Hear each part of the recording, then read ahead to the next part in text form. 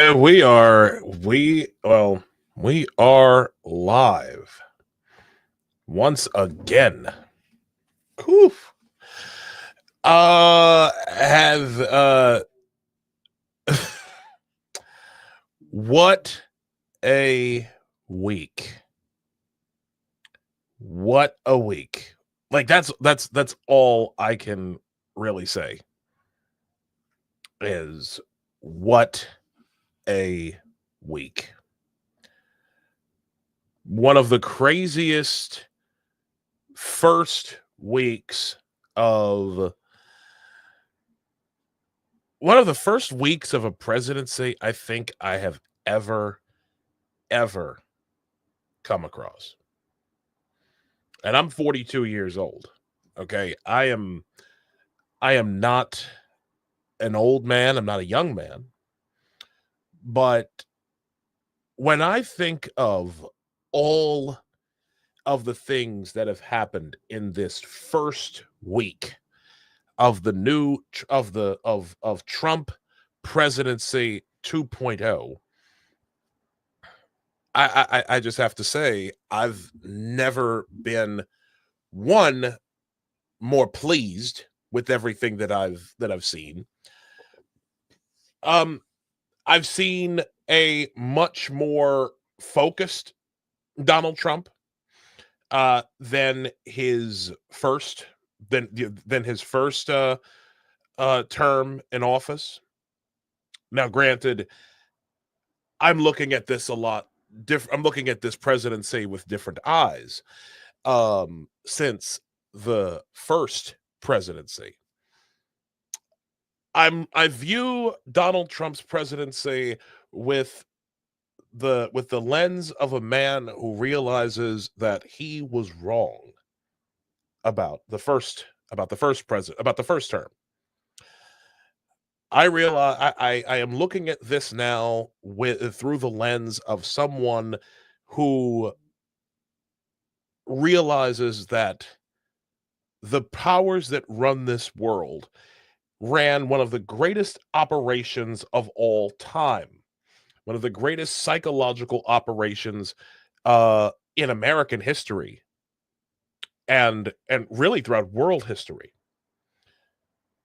We were told that 2017 to 2021 will be remembered as one of the darkest times in American history, and that only the presidency of Joseph R. Biden Jr. would save us.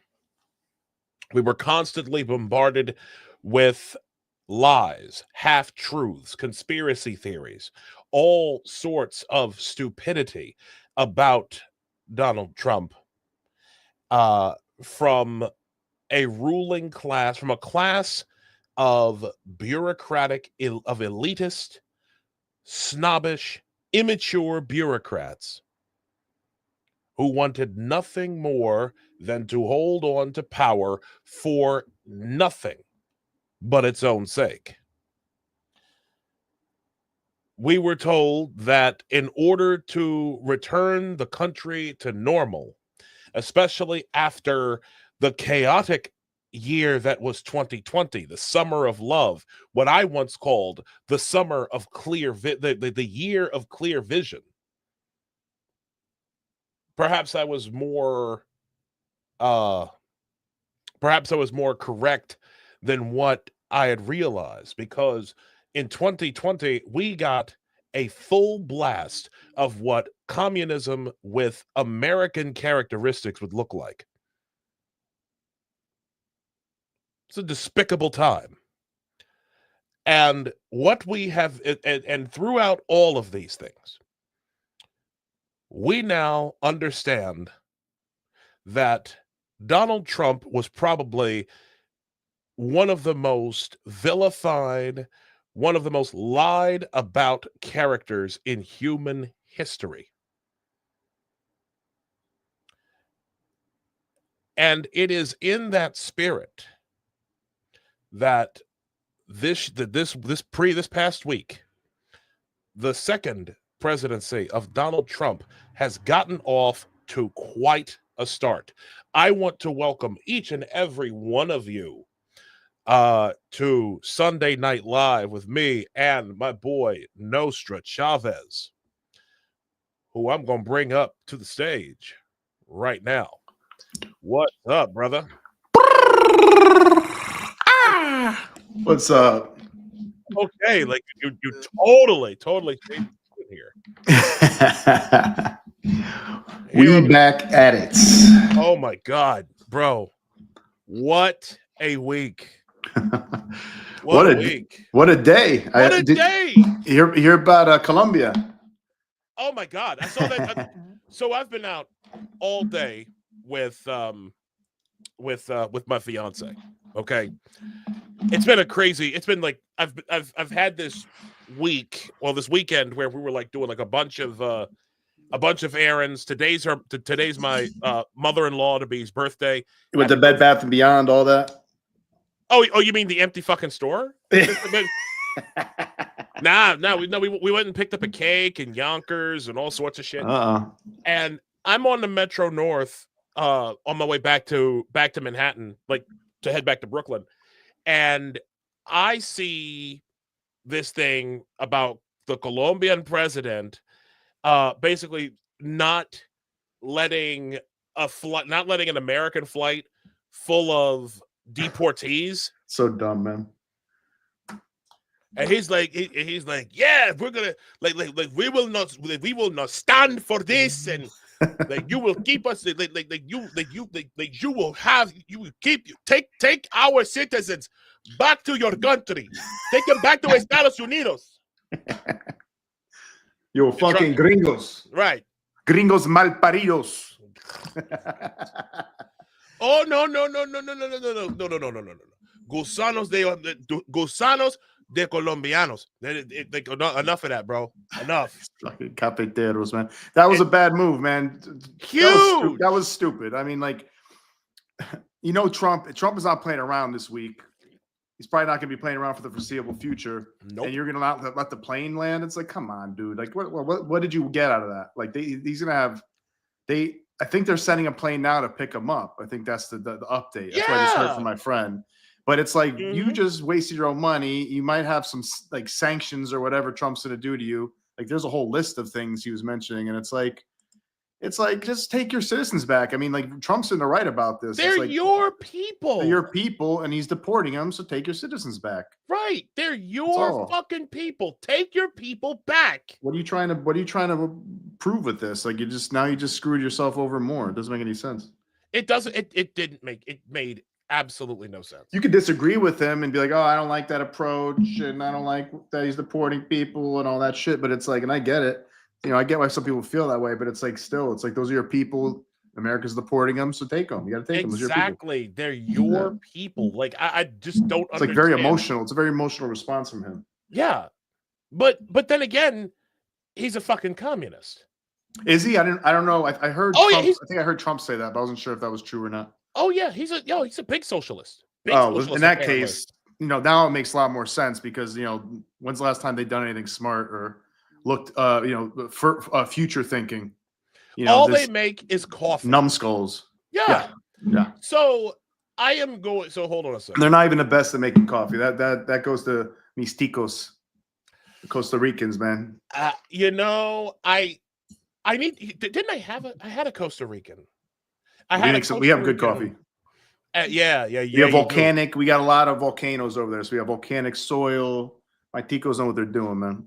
I need to. You know what? We're so good. We don't have to call ourselves cafeteros, man. It's just cafetico. Dude, I need to get my hands on some Costa Rican coffee. Oh, that's good. Especially some real strong puro de Costa Rica. Puro. Oh, yes. I need some.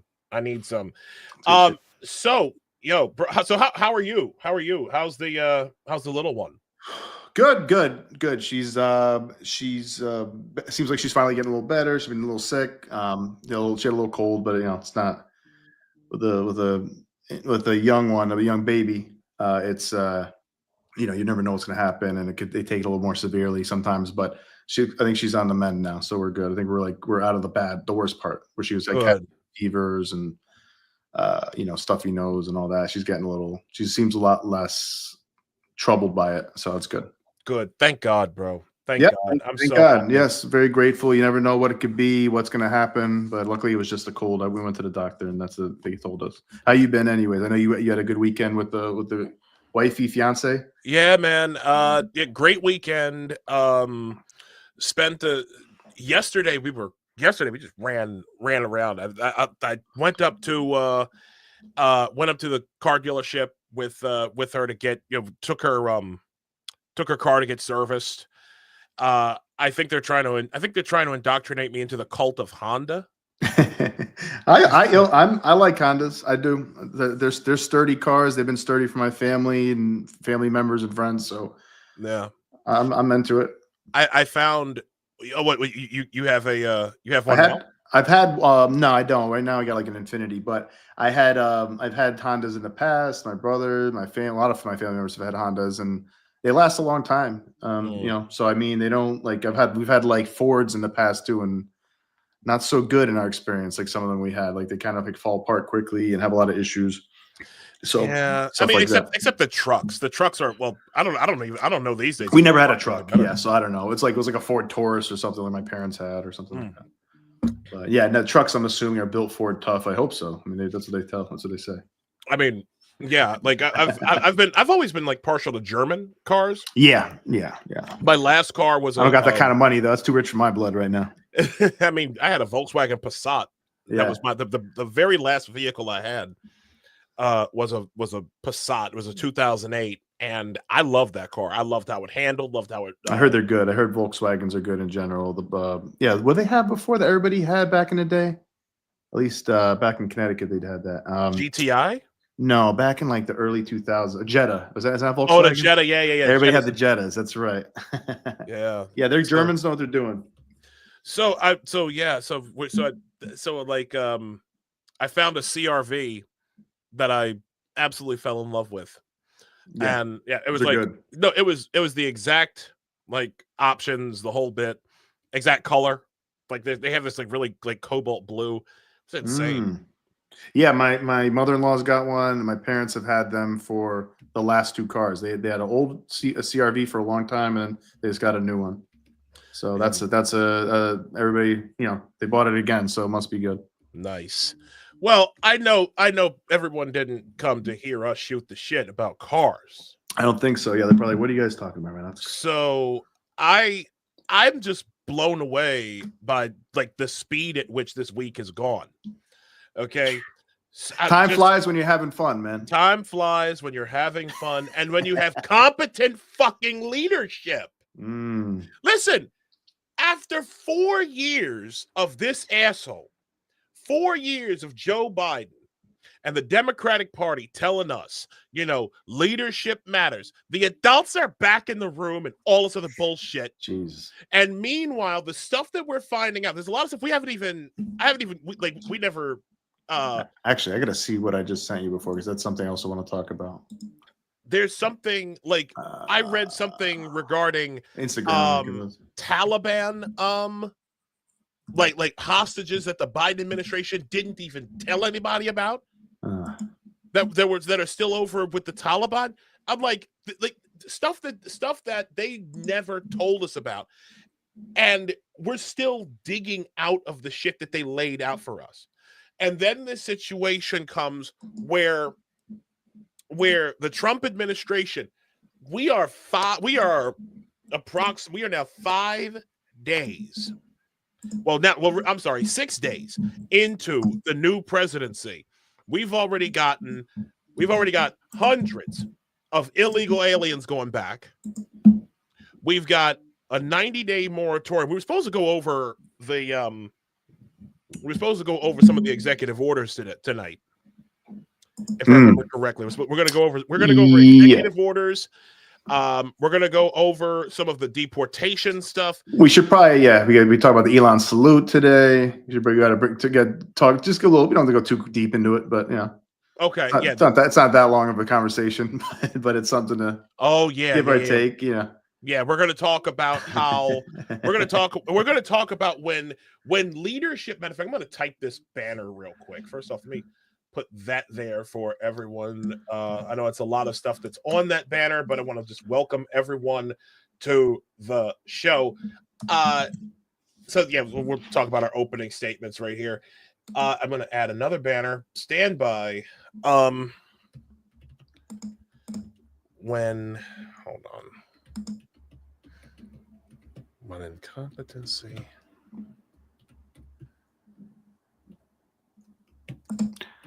Okay. Yeah. So, I mean, speaking of incompetency, I just sent you this Instagram video. I saw it. Yeah. I just saw it, dude. That's we will play that. That is heartbreaking, dude. That is absolutely heartbreaking. So I'm going. So yeah. So we're gonna have our. I started my opening statement already. Do a quick inauguration, wrap up.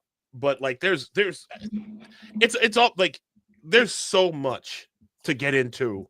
Yeah, let's get into it. I'm good with opening. You know, you'd make the opening statements. I'm here to talk. Let's yap. I got you. Okay. Yeah, I don't need to. You don't need to do a separate. You're going to hear a lot of statements from me today. Oh boy, bro, let's go. Let's just talk. Go. Let's get into it.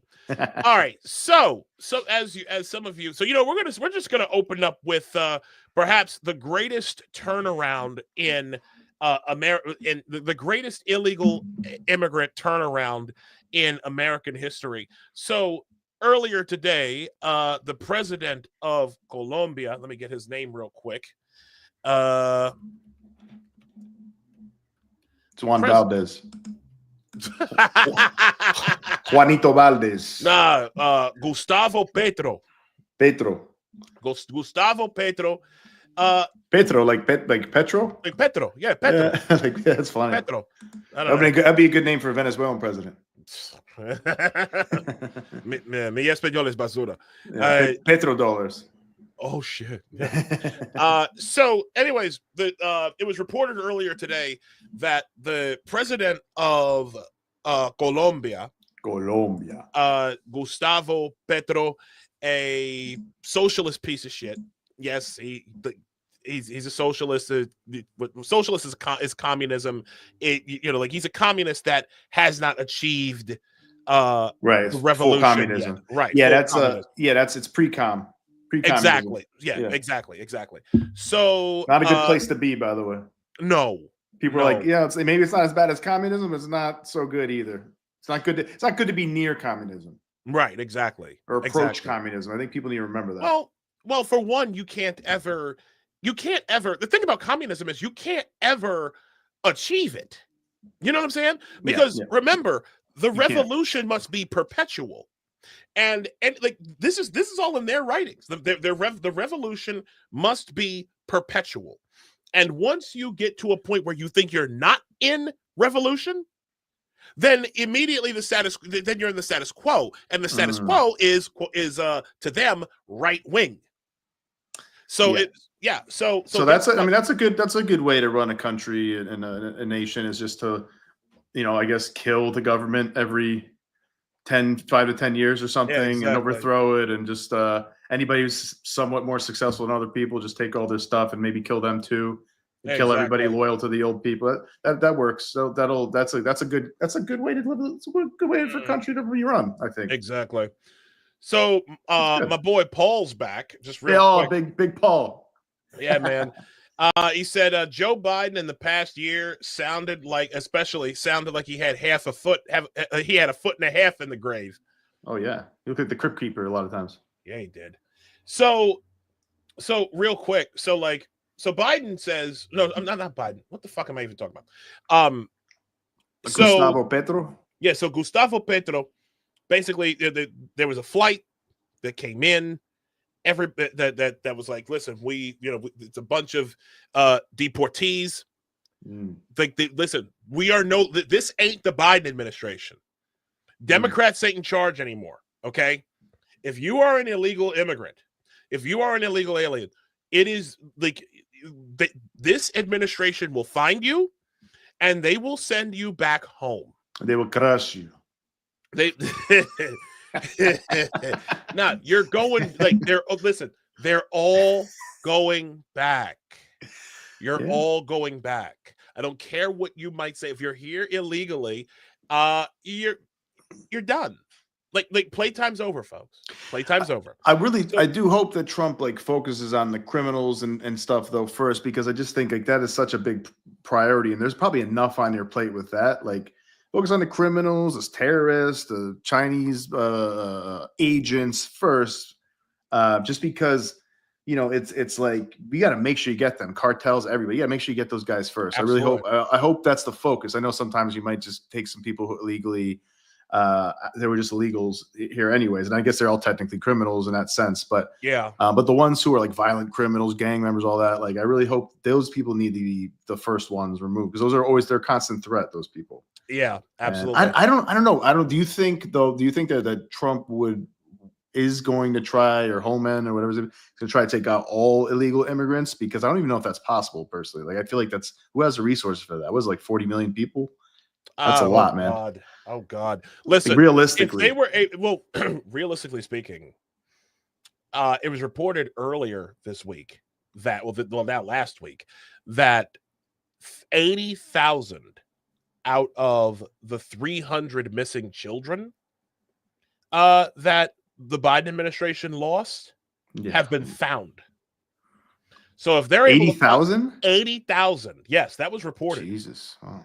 You can look that up and verify, but I remember seeing it. I remember seeing it earlier this week. Where were they? 80,000. Who, I don't know. Like spread across the country, or had to have been. Well, if that's true. I mean, that seems like a large number to find in a week. But I mean, if that's true, that's great. Yeah, that's great, man. That's really great news. That's also an indication of the fact that the Biden administration knew where these kids were, and they were not even planning on getting that. Yeah, that's the other thing I was thinking. It's like it could just be that they just weren't gonna go after it for some reason. I'm assuming because they don't want to make it, publicize it at all. Well, like just like the UK with the rape gangs, the so-called grooming gangs, where they didn't want to publicize so they can avoid racist backlash and xenophobic attitudes and all that. It's like that should, any of that concern for that should be quite secondary compared to the security of American citizens, or in the UK citizens. So especially children. Jesus Christ, usually children, or like the young girls in the UK that are victimized.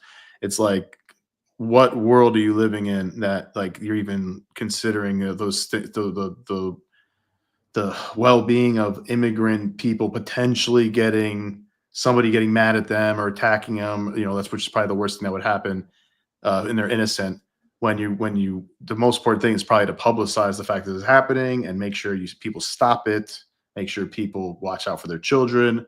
Make sure people keep an eye out in the community. Make sure all the cops know about it and make arrests. Like, that's obviously, this is the common sense thing, right? That's obviously first priority. Protect children, protect citizens, protect the vulnerable, and everything else is secondary. Like we have, but the woke are backwards. The woke ideas is just completely backwards about it. Where it's just like well, we got to make sure that immigrants feel comfortable or something. It's like, no, that's not the primary concern. It's worse than that. These are people, and I can't remember where I saw this. In fact, no, I remember now, and I should probably look for it. Joy Reid out on MSNBC said that the whole concept of the innocence of children is right-wing. Jesus.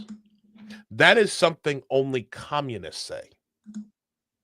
The idea of childhood innocence being a right-wing thing, being part of white supremacy culture. The fact that woman would say something so hideous is perhaps a testament. Is hideous.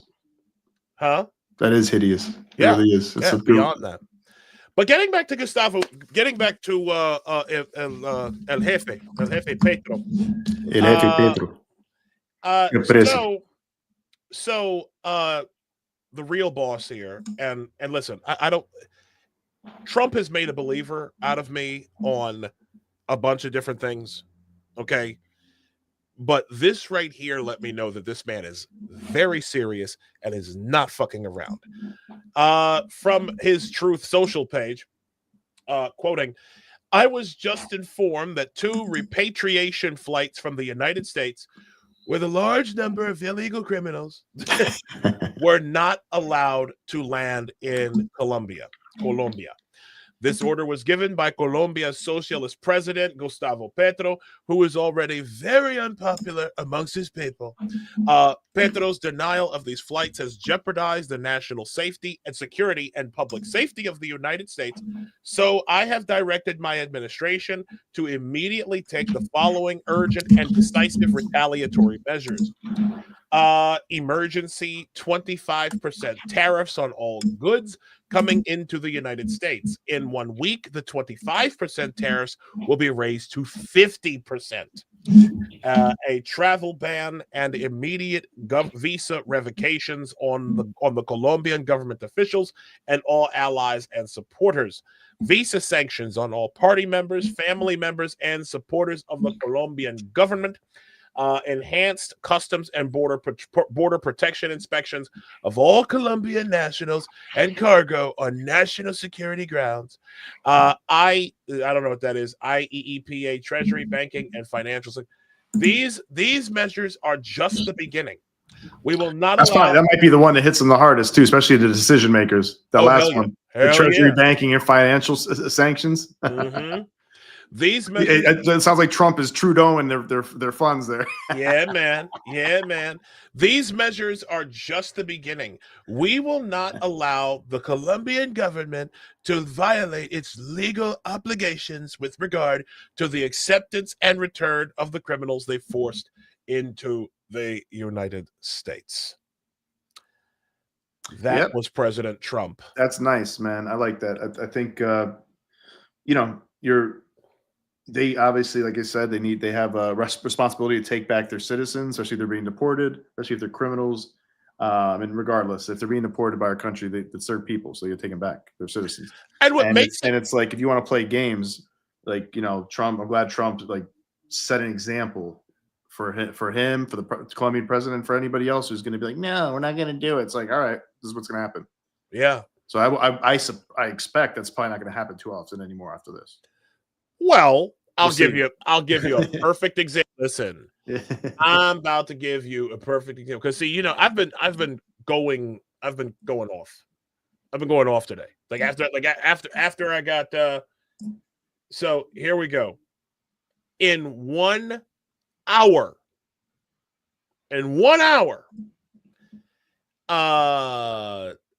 The Colombian government, not only the president of Colombia, not just accepted the deportees, but also offered to send his own plane. Matter of fact, hold on, I think I got it here. Hold on, I'm pulling it up right now. Wherever it might be, sharing this tab instead from Zero Hedge by Tyler Durden, really? Update. Despite appearing to cave earlier when he ordered the use of the presidential plane to repatriate illegal aliens from the U.S., late on Sunday, Colombia President Gustavo Petro ordered an increase of import tariffs on goods he increased an increase of import tariffs on goods from the United States in retaliation to President Trump's tariff and sanctions. Oh wait, so there's something different here. Oh, okay. So hold on a minute. Let me bring this up. Let me see it. Let me see if we're going to be reading a bit of. Hold on here. Let me pull this up because I'm still in. Let me see. Am I still okay? How's your español? Le ordenó al ministro de Comercio Exterior elevar los aranceles aranceles de importaciones desde los Estados Unidos en un 25%. I can't read and actually read at the same time. Let me see. So, so Minister. Well, I could translate it if is that going to be easier? Yeah, let's just translate it because it's going to take me a little longer. I got you. Yeah, let me see if there's. There's also using some big words. I don't know some of them. He ordered the. Go ahead. You can read it. Yeah, he ordered the foreign trade minister to raise tariffs on imports from the U.S. The ministry should help direct our exports to the whole world other than the U.S. Our exports should be expanded. I invite all Colombian foreign communities to be marketers of our products. Okay. American products whose price will rise with the national economy must be replaced by a national production, and the government will help in this regard. Okay. So he's gonna just compete with America? Is that what they're saying? I think they already caved in, though. That's what they I just did. Heard. Yeah. So I think that's just old news, and he just decided, all right, that's stupid. But we're just gonna take. For those. So that's just that was just dumb. Yeah, bluster, the usual bluster that communists seem to be very, very good at. Bro, just want to tell you something. We're 31 minutes into the stream, and we already have 503 viewers. Oh, snap. 503 viewers. Ladies and gentlemen, thank you so much. Thank you so much for joining me and Mr. Nostra Chavez tonight. You could have been anywhere else in the world right now, and you're here right here with us. Biggest audience in X history. Eventually, we'll get there. Especially once we have like saying it's the biggest audience. Yeah, since Elon. Dude, we are grateful. Listen, this is our third. This is our third stream. Yeah, I think it's the third one. Yeah, and I gotta say, this has been great. This has been fantastic. Thank you so much. Thank you, and thank you guys for joining us. Subscriptions will soon be available. I have a few ideas. I want to talk it over with Mr. Nostra here, but we're gonna. I do have other ideas for more content and bringing, I like ideas. Yeah, and bringing more stuff your way. Brainstorming. So, what do you want to talk about first, Mr. Nostra? Oh, I want to say thanks for the repost by Matt Osborne. I don't know if you know Mr. Matt Osborne. I do. Good friend of mine. Oh, okay. Thanks, I would actually, if anything, hey, Matt, if you're watching, I want to have you. Yeah, maybe you should have Matt on. Yeah, Matt, if you're listening, I want to have you on. Seriously, I want to have you on the show one of these weeks. Oh, it's a historian too. That's always good to get a historian's perspective. Matt Osborne. That's perspective. Yeah. Let me tell you something about Matt, just real quick before we move on. Matt Osborne was one of the very first liberals who spoke out and paid dearly for his dissent on the gender cult. Oh, now that man already has earned my respect in that case, because that's no small thing. All jokes aside, it's risking pretty much everything as far as you know career wise, which is quite a bit. I don't want to give his story just to tell the truth about a very important thing. Yeah, let's not give the whole story. If we're gonna have him on, if you might be able to get him on, let's tell a story. But that's much respect to Matt then. For real. Yeah, no. Listen, I want to talk about it just so we're clear. What I do want to talk to him about, he's got a story about Netroots Nation that will have everybody riveted. So, Matt, I love you, brother. If you're listening, I want to have you on the show. I definitely do. So what do we get into first? Because so we did Colombia. Should we get to the inauguration a bit, I guess, then, and then we can talk about Elon real quick. Yeah.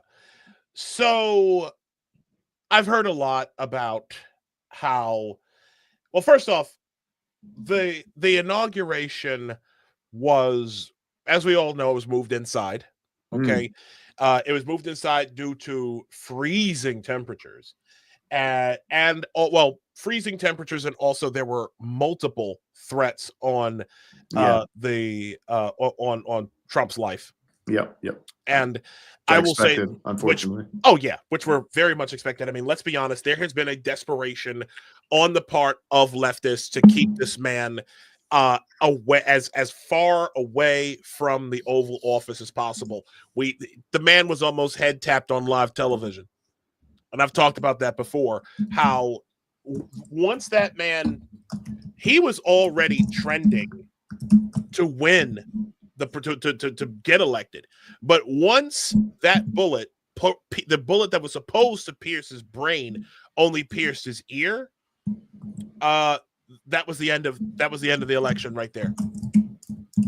That was the end of the.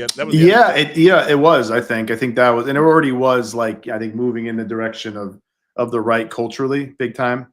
And people, after the Democrats bottled it with not only lying about Biden for years and then just switching over to, Kamala's just as great as anybody. She's one of the best Democrats ever. And it's like, okay, so there's that. But then, as soon as that assassin's bullet, didn't hit the target exactly as it wanted to, and whoever might have had something to do with that besides the assassin himself, which is, I have suspicions because it was such gross, absurd negligence that you feel like it was intentional negligence, at least. At least I get that sense. But anyways, as soon as that happened, and and then he reacted the way he did, which is very courageous, obviously. And could you imagine most Democrats being able to doing that, like just coming out and being like, fight, like, and just like, and I mean, it was brave to the point of stupidity in a sense, because he didn't know if the assassin was taken out yet.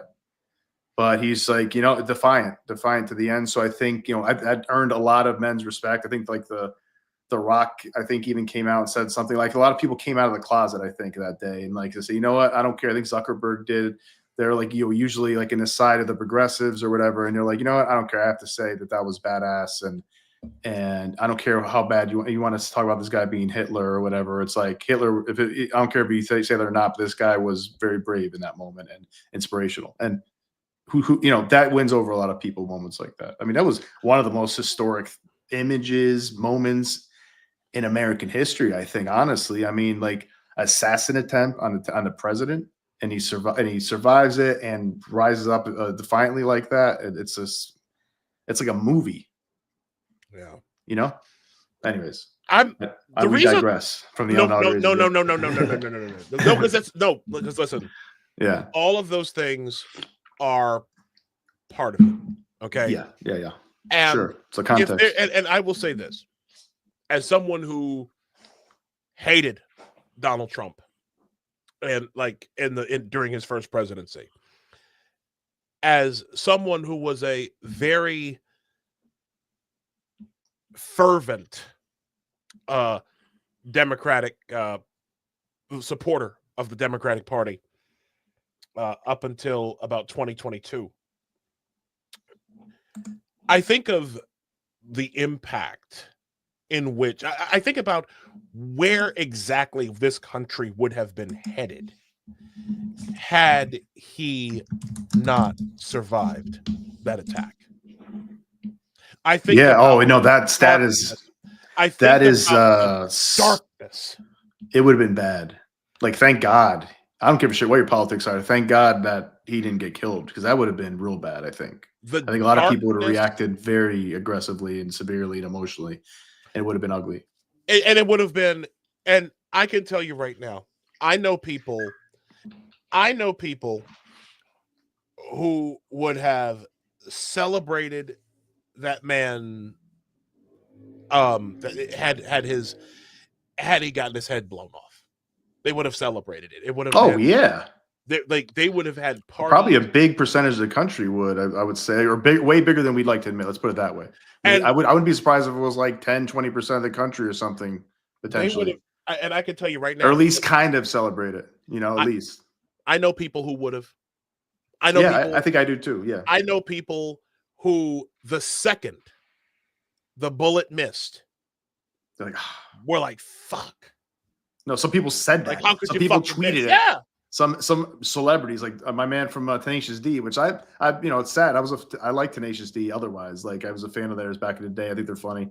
but that was a real dumb move by him, and he actually got canceled for that. It's one of the rare moments where like a left-leaning celebrity got canceled Who was that? This was Kyle Gass, KG from Tenacious D. He did a joke on stage. Remember that? Yeah. I do remember. He's like, next time, like, he's like, make a wish or something to like the devil or something like that, and because that's part of their comedy routine. Like they sold their soul to the devil or something.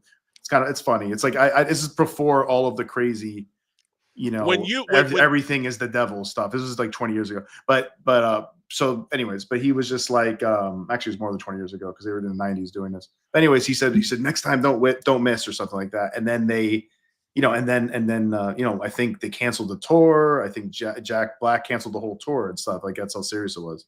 Yeah, Jack Black. When a leftist shithead like Jack Black, when a leftist shithead like Jack Black runs away from you, you fucked up. You're acting like I remember. Now, they apologize too. It is so rare to see a left-wing person apologize for pissing off conservatives. That is very rare, isn't it? But that's how sensitive the situation was, as it should be. I think, honestly, that although it's increasingly a little more common, at least some of them are going on Joe Rogan to like kind of like Zuckerberg kind of did that recently. Went on Rogan and been like, this is what happened and I regret it or whatever he said. But I think the censorship. If I had to put my finger on it, I would say that a lot of people, there is a relief. I've heard some people say that there's a relief that they don't have to pretend to fully align with whatever the machine state or whatever their friends have to, whatever their friends believe, like some of their more aggressive lefty friends.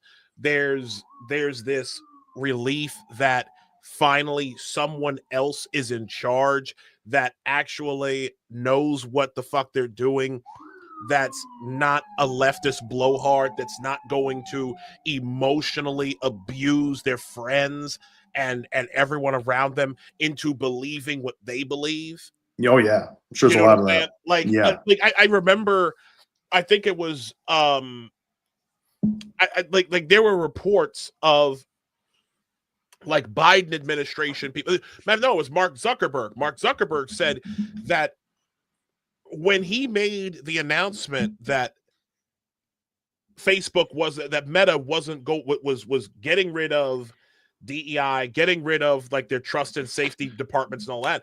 A lot of the censorship stuff, hopefully. Most, if not all of the censorship stuff. Yeah, political bias. Yeah, like he had Biden administration people called him screaming at him. After he did that, really? Yeah. Oh, I didn't know that. Screaming screw them. They're out. They're out, man. Yeah. Like this shit is over. Mm-hmm. This is over with. People were tired, and we're going to talk about that because Stephen A. Smith.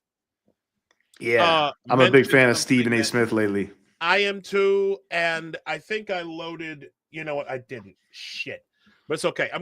He was good on Bill Maher last. He was Friday. tremendous. Yeah, he was tremendous. You don't agree with everything he says. He's a Democrat. I don't agree with everything he says, but he's pretty fair, man, and pretty fair-minded, and he's really killing the Democrats now, and they deserve to be, roasted right now. Ooh. And for a long time they have, but now finally people are coming out and doing it. And, that's the best way to do it, man. Like, maybe, Democrats or whoever might replace them in the future. I don't know if they have a future with their brand being so bad, but it's like, if we can get the other side a lot smarter and more balanced and common sense, then the country in general will be better. Because then we can start arguing about more important things. Yeah. Like arguing about like the gender shit. It's like, it is really important, but it shouldn't be a fucking thing to argue about in the first place. Right? I mean, like, it's like, that's the thing. It's like, yeah, it's super important to argue about it because it's happening, but it's like, it wouldn't happen if it wasn't for these fucking crazy people, these crazy, Democrats supporting people who have mental illnesses and stuff, pushing that on children, and sterilizing and mutilating them, all that sort of thing. It's like, or pushing communism and Marxism and woke Marxism or whatever in colleges and increasingly high schools and increasingly middle schools and elementary schools, like all the way through anti-American, anti-West. So when you have like, this is the kind of stuff we shouldn't be having to deal with this. It's like enemies within. You know, it's like we should have all people who maybe they disagree, but they still want the best for America and they're common sense. And if we have both parties like that, America could be a lot better off wasting, using our resources for things that are actually going to help people, help Americans, help the world potentially as well while helping Americans. Like that's not, we can't help the world sometimes too. It's just crazy. Like that we have to waste money on like DEI bullshit and woke gender bullshit. Like that adds up to a lot of money and wasted time, wasted energy, anger, rage, gaslighting, media bullshit. It's like the only good news about it is it's exposed, I think, the media so much that they're collapsing, and now hopefully more honest media is coming out, independent media is coming out. So that's one of the silver linings of it. Yeah. I've never seen anything like this. I do hope that a cultural shift is in place. I think it is. So far it is. Yeah. And hopefully we're kind of, hopefully like the independent media, which I think it is, like even maybe like, we just started, that's the stuff we're doing, and people like us who want to have honest conversations.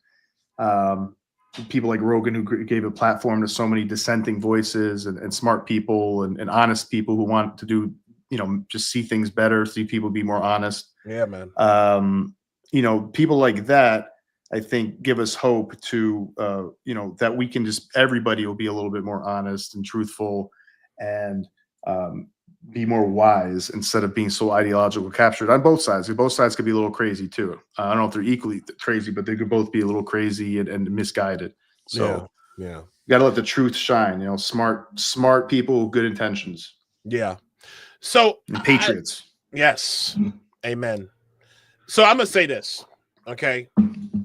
And cause I'm over it.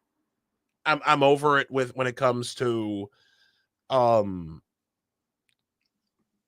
one thing that I hear a lot about, and this is segueing into the next clip, the clip I'm going to show. As a black man with a lot of black friends, black family, okay, I have heard from so many people how Trump is this racist, this white supremacist. If it's not that, it's that he is a narcissist. He is someone who is driven primarily by ego. But my question is, would a racist man say this? To the Black and Hispanic communities, I want to thank you for the tremendous outpouring of love and trust that you have shown me with your vote. We set records, and I will not forget it. I've heard your voices in the campaign, and I look forward to working with you in the years to come. Today is Martin Luther King Day, and his honor, this will be a great honor, but in his honor we will strive together to make his dream a reality. We will make his dream come true.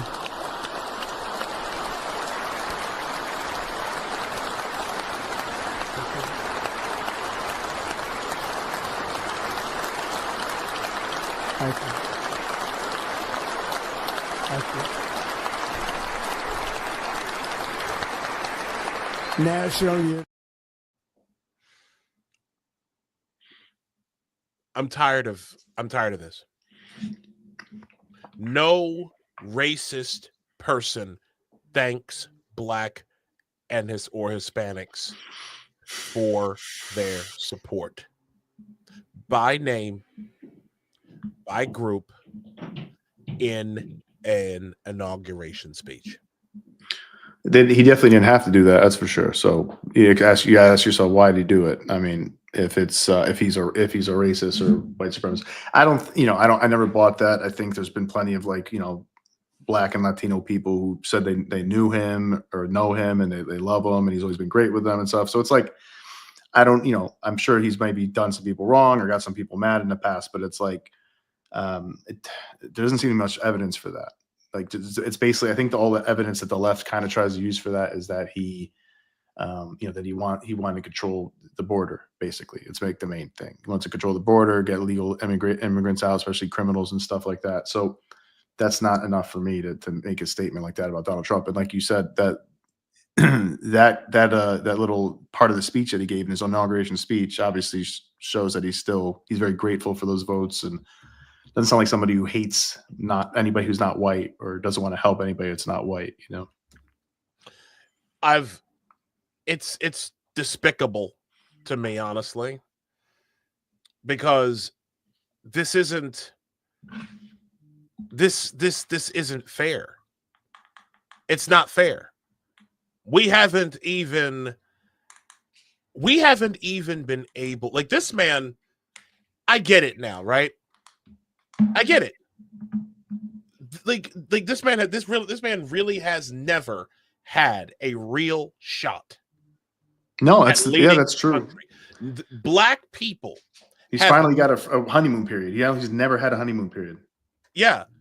Like, hold on. I'm trying to find something. Because they've been telling us the whole year prior to his first presidency that he was like Hitler, and he just hates women and hates, whatever. And he's just like a predator and all this shit.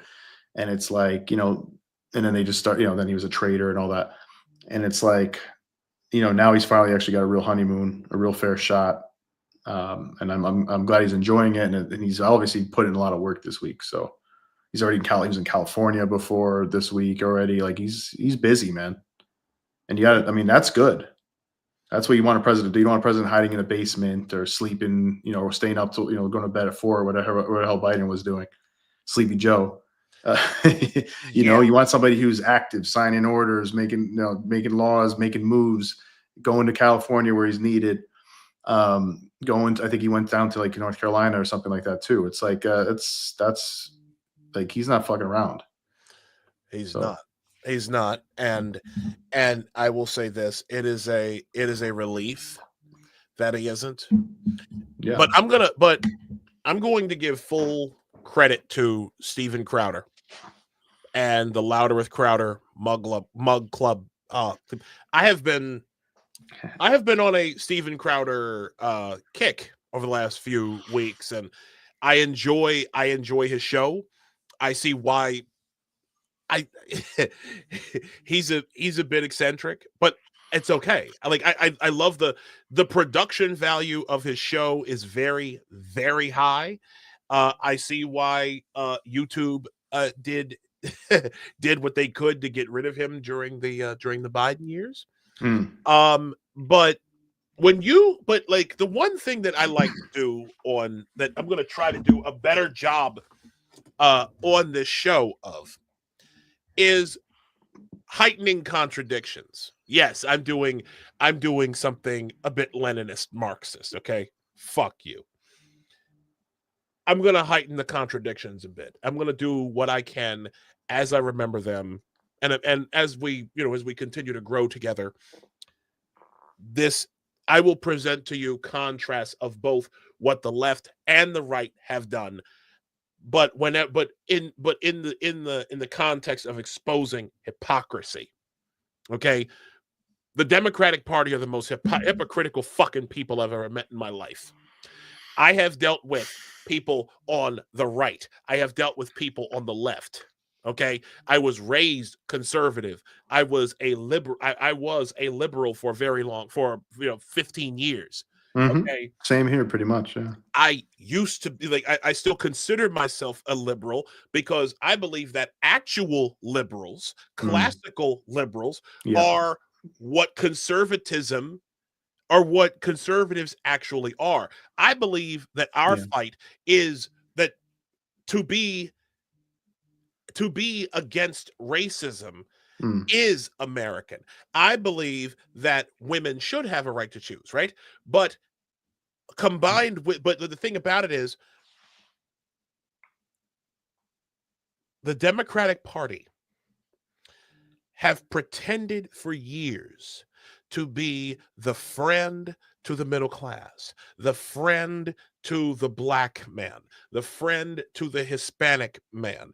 And then they decided that, and then they forgot They pretended to be a friend to the woman, the friend to unions, the friend to the middle class, and they threw all of that away. They threw all of that away. Yeah. And especially when it comes to race. Tell me something. How can, and this is courtesy of, this is from Steven Crowder and the team over there. Big shout out to you guys. I'm going to put this on here. You tell me if Joe Biden, I'm sorry, if Donald Trump is such a goddamn racist, why do we have this? Hold on. All back in chains. He's funny. We already have a nigger mayor. We don't need any more nigger big shots. They're going to put you all back in chains. Poor kids are just as bright and just as talented as white kids. Corn Pop was a bad dude. And he... We're going to put you all back in chains. Put y'all back in chains. What was the what was the other thing he just said? Oh yeah, poor kids are just I remember. Poor kids are just as good as the fuck.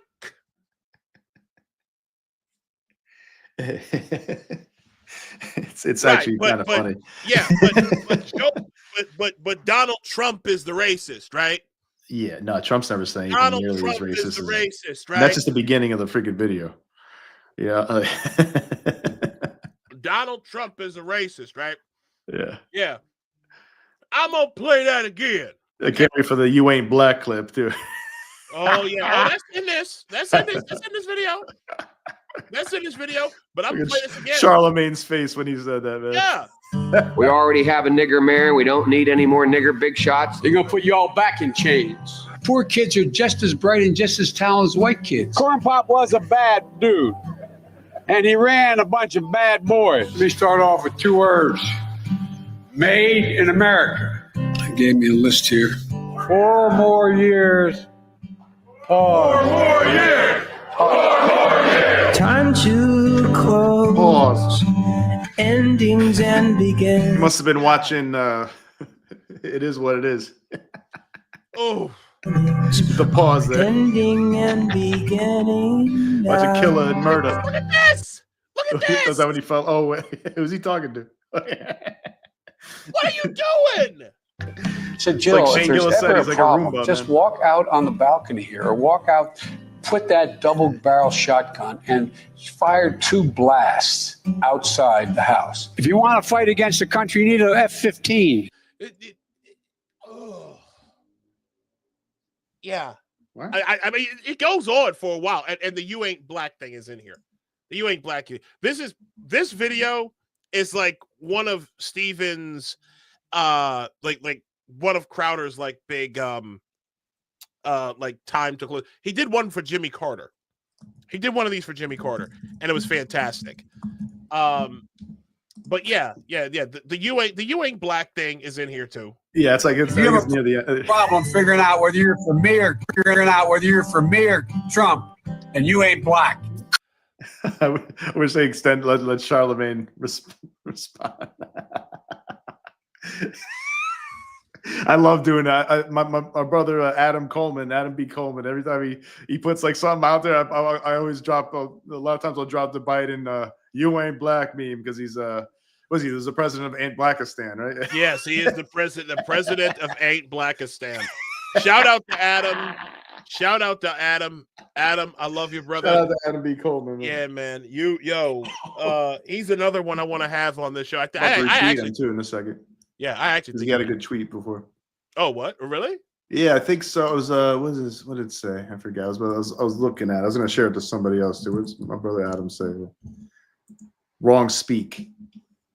And hold on. Oh, wait. There's something about DEI. There it is. The chief. I'm gonna retweet it right now. You can check on my page. Chief Diversity Officer Statistics. He's talking about the nonsense with the DEI shit. Oh yeah. I want to. That's a good one. I actually want to mention. I actually do want to talk about that real quick because let's talk about it. I was. Yeah, I do want to talk about this. Hold on. He goes, actually, I'll read it out loud real quick too. He goes, take notice when DEI jobs. This is Adam B. Coleman from @wrong_speak on X. Take notice, when DEI jobs die out due to unpopularity, white leftists will make it sound like black people are mostly affected. Truth is, Oh yeah, I did pass this it. was always a grift for white mediocre college graduates. Their Mhm. worthless degree was ideal for the industry that doesn't require thinking, especially I think white progressive women, because they also can claim DEI status too. Because I think basically diverse means like not white or not white male. Basically, that's what diverse means. So yeah, so he says it's a grift for white mediocre college students or college graduates, and I think that's true, right? Yeah, it says right there it's 76% white. But the Democrats make it sound like it's all black people or people of color that they're firing. Yeah. Interesting. That's very good. I have to, you know what? I need to check. I need to check I need to check I need to check one thing, but no, wait a minute. I'm trying to find, hold on. I am trying to find, here you go. He sent it to me, I think. Or no. Hold on. I'm pulling that up because I want people to see this. I want people to see that here we go. Found it. Here we go. Wait a minute. Just bear with me. There we go. Boom. There we go. Same thing. Well, no. There it is. Yep, that's the tweet. Yep, there it is. Beautiful. But see, it's this I want to talk about right here. Wow, have a good look. I didn't even know this. Have a good look, ladies and gentlemen. It's crazy. And yeah, so you've got Chief Diversity Officer statistics by race and sex. We're abolishing the word gender here. 76.1% of all chief diversity officers across industries are white. Whoops, I bet you didn't expect that. 7.8% are Latino or Hispanic or Latino. 7.7% are Asian. 3.9%, they don't even know who the fuck they are. 3.8%. The bottom, the oh my God, the second to the last statistic, Black or African American. That's crazy. Only almost 4%. Almost 4, not even quite 4%. I expected that to be at least second. I thought so too. So I'm very surprised by that, but that's crazy. Like that's the media then is portraying it wildly off. Because they act like it was like 90% black people or something like that just lost their jobs. But I've told you why that is. I've been saying what this. Now look, let's look at the bottom. The most common ethnicity among chief diversity officers is white, which makes up about 76.1% of all chief diversity officers. 54.5% of chief diversity officers are women, and 45.5% of chief diversity officers are men. This is according to Zippia.com. Average male income is $99,575. Average female income is $91,254. So even in Woke Inc., there's a gender pay gap. Oh, wow. I didn't even put that together, man. I didn't even think about that. That doesn't sound too equitable. That's a big gap. That's a big old gap, ain't it? Like that's not like a dollar gap. That's an $8,000 gap, about a little over $8,000. A little over $8,000, yeah. Dude, I'm just gonna be honest. That's too good. It's too fucking good. That's too good. And man. let me tell you, I'm gonna save this. I gotta save this image. I'm gonna use this a lot. Yeah, oh God. I'm gonna use this. I'm gonna tattoo this on my back. Dude, I might just do the same thing. I actually wrote. I'm actually thinking about it now that I said it. Oh, like shit. on my chest. Oh shit! No, don't do that. Don't do that. But listen, this is what I have said. What I'm curious to see is not just like, okay, so we know who the chief diversity officers are, okay, and I've had a saying that diversity, equity, and inclusion is an industrial complex that creates highly motivated and highly refined racist white people. Okay? The second part to that is it is an industrial complex that uses black women as the majority of their front facing employees. That's got to be. That's why we had that that's why we had that suspicion, or at least I did, that this would be a lot more black people there in that role. Yes, but you're right. That's their mascot. Black women's the DEI mascot. Yes. When the Democratic Party said that black women are the quote unquote backbone of the Democratic Party, that is when people should have understood that this is where they were going to go. Okay? Black people are a fucking mascot for the Democratic Party, which is why, and again, I see this now, and the only reason why I would have known about this stuff is because I dated. We talked about this. I dated a woman who worked in DEI, who still works in DEI, to as far as I know. And let me tell you something. I had no idea what type of work she did. And then once I found out about it, once I found out more of what she did, then it just was like, you know something? I like this is the most evil shit I've ever seen in my life. I remember, and I'm obviously not gonna name names, but I remember the talks. She had a friend who, strangely enough, ended up moving out to California before she did. I remember the conversations that they used to have, that she and her friend used to have, about one, the CEO, who was white, a white woman, white female CEO of the nonprofit she worked for, okay? And how this new guy, who was a white male, right? Another white male, was her direct supervisor. Her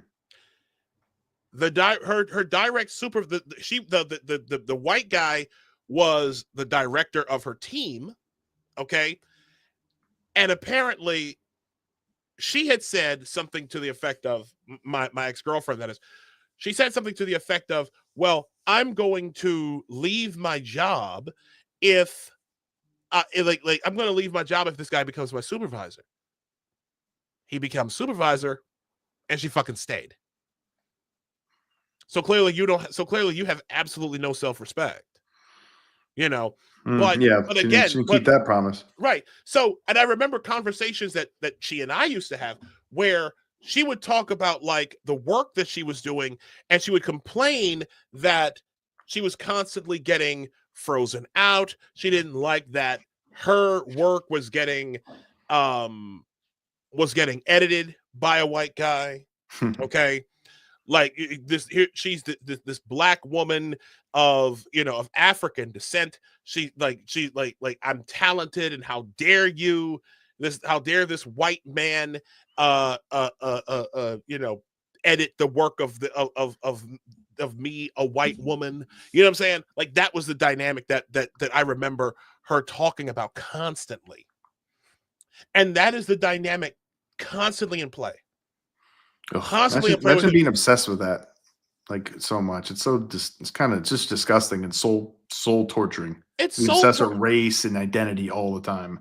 I remember she didn't make much in terms of salary, but yet she was always flying around to different schools, these little boutique schools in the middle of fucking nowhere, essentially going to these schools to get gay kids of gay kids of color. Okay, they were trying to get some spicy color legitimacy in these schools. Okay, and as she was flying all over the place for this nonprofit to these different schools, making maybe, and this was about 6 years ago, making $65,000 a year, which is a fucking pittance. going around all these places and just, I guess, spreading the gospel of diversity, equity, and inclusion. I had no idea what she was doing. No idea. And so when as soon as I found out what she was doing, that's when I was like, you might want to consider getting out of this. I've been saying that. I even told her that after we broke up. I said, get the fuck out of this. I said, was that when you were still when you're still a liberal too, or Democrat or whatever? Yeah. Yeah. So at least you had enough sense to say that back then. Listen, I've never trusted leftists. I've never liked leftists. I've never had anything for them. I always knew that leftists were trash. I've always known that leftists were far more dangerous than any fucking liberal that's out here. A typical Democrat, I can deal with slightly. A moderate Democrat I can deal with, but because your moderate Democrats are so fucking weak. They're so fucking weak. They're so fucking scared of being called a racist, of getting called a white supremacist, even though they get called a racist and a white supremacist like on a daily fucking hourly basis. Okay, James Lindsay, just again, shout to Professor Lindsay. He said that basically the entire tactic of leftism is to call whatever you want to control racist, sexist, phobic, whatever, until you control it. Right. Well, that's obvious. And that's obvious to anybody paying attention, really. Like, I mean, not to diminish Professor Lindsay's teachings, which have been, and he's one of the first people to come out against this crazy woke shit with the what do you call the hoax papers they did. Him and Boghossian and Helen Pluckrose. Helen Pluckrose, that's right. Sorry, Helen. Yeah, that was they're my heroes just for that.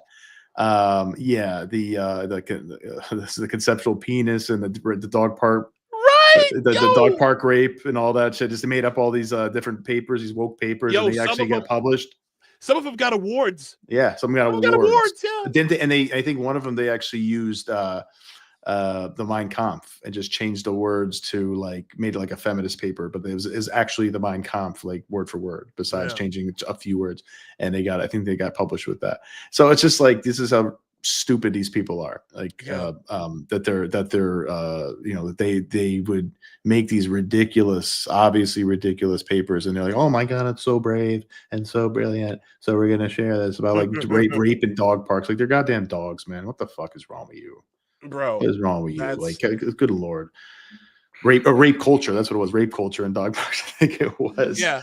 But wait, what were we talking about? James Lindsay said, not to diminish what he said, but it is clear that that's what they, and this is one of my biggest pet peeves with them, is that this is way they control language, they control dissent, is by saying, oh, you're a bigot, you're a racist, you're a sexist, or whatever it is, you're transphobic, you're Islamophobic, whatever it is, so that they can't, you can't criticize anything they say, and you just shrink. You shrink to yourself, and stay quiet and keep your head down, and even though you're seeing madness around you. So, where my boy at? Isaiah's leave me hanging high and dry over here. There we go. There he is. Okay.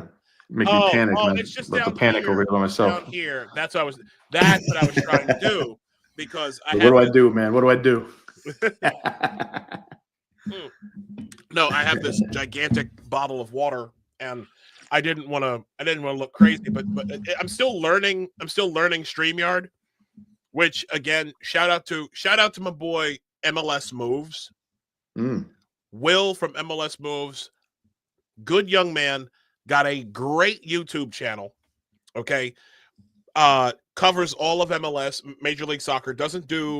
He doesn't have a team like the one I wear constantly on my chest, even though they haven't been very good over the last several years.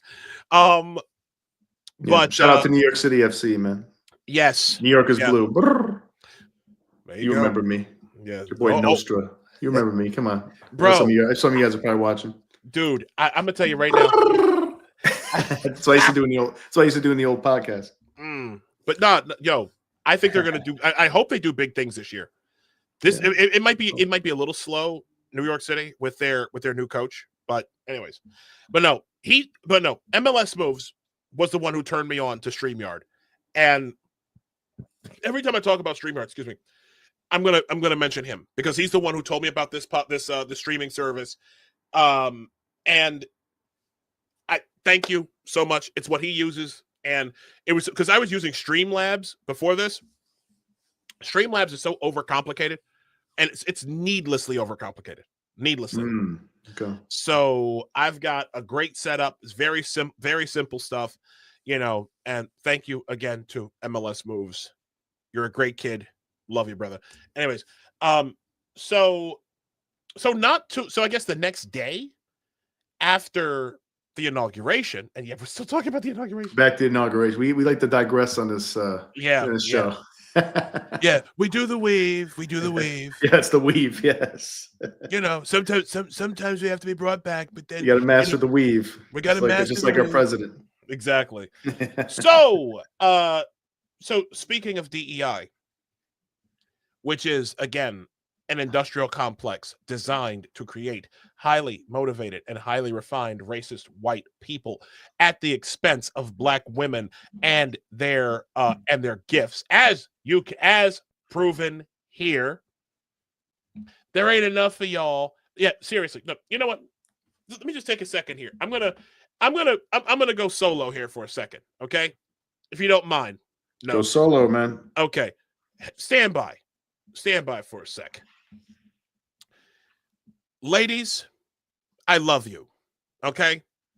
Black women, I care very deeply for you. I always have. I will never stop caring about you. If you are still working in diversity, equity, and inclusion, if you are still insisting that DEI somehow helps us as black people, you're wrong, you're deluded, and you need to get the fuck up out of that industry fast.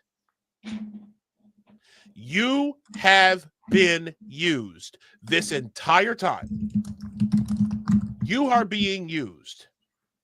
There is nothing good about DEI. Your talents are wasted. Your talents are wasted. You are being underpaid and broken in half by this this industry. And it is on the way down. DEI is currently being torn out of everything we have an institution for at the federal level. Do not think for 1 second that DEI will not be torn out of the corporations. No matter how many times Al Sharpton can take his greasy fucking haired ass to Costco in East Harlem and direct his members to go and buy shit from that multi-billion-dollar corporation. No matter how many education nonprofits designed to bring all of these minority kids into predominantly white boutique schools or whatever it is that you're doing now, the bottom line is this, black women: you are being used. You are being used as mules for Democrats. Stop being pro-Democrat. They don't give a fuck about you. They never have. They never will. As soon as they called y'all the backbone of the party, that was your cue to exit. For the love of God, get some dignity about you. Realize who these people are and what they want to do to you. Anyways. Oh God. So, sorry about that. Oh, you muted yourself. I said that speech brought a tear to my eye, man. It's inspirational. Bro, I'm gonna say this, dude. I can't stand what DEI has done to black women. I can't say what it's done to anything, like to America, to the UK, to Canada, Australia, wherever the whole West. But yeah, I know it's. I can't say what's done to white women and Latino women, Latinas. It's like you name it, anybody. Get out of it. Makes people obnoxious, ignorant. It makes them hate America. Makes them hate the West. It makes them hate men. It destroys workplace culture. Yes. It 100%. destroys. It is corrosive. 100%. It is corrosive.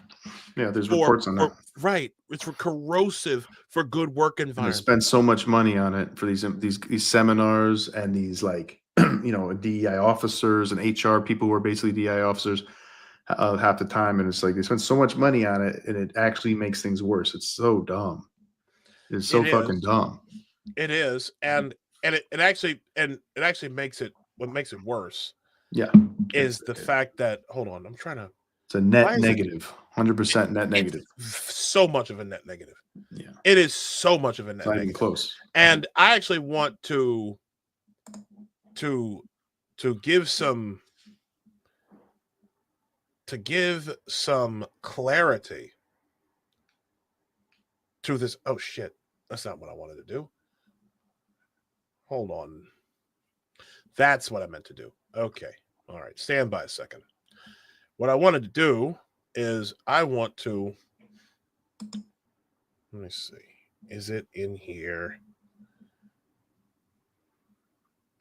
Why is it the background? I didn't want it as a background. Oh, Jesus Christ. Again, this is me. This is me not learning, not learning this. I forgot. Hold on. I can do this.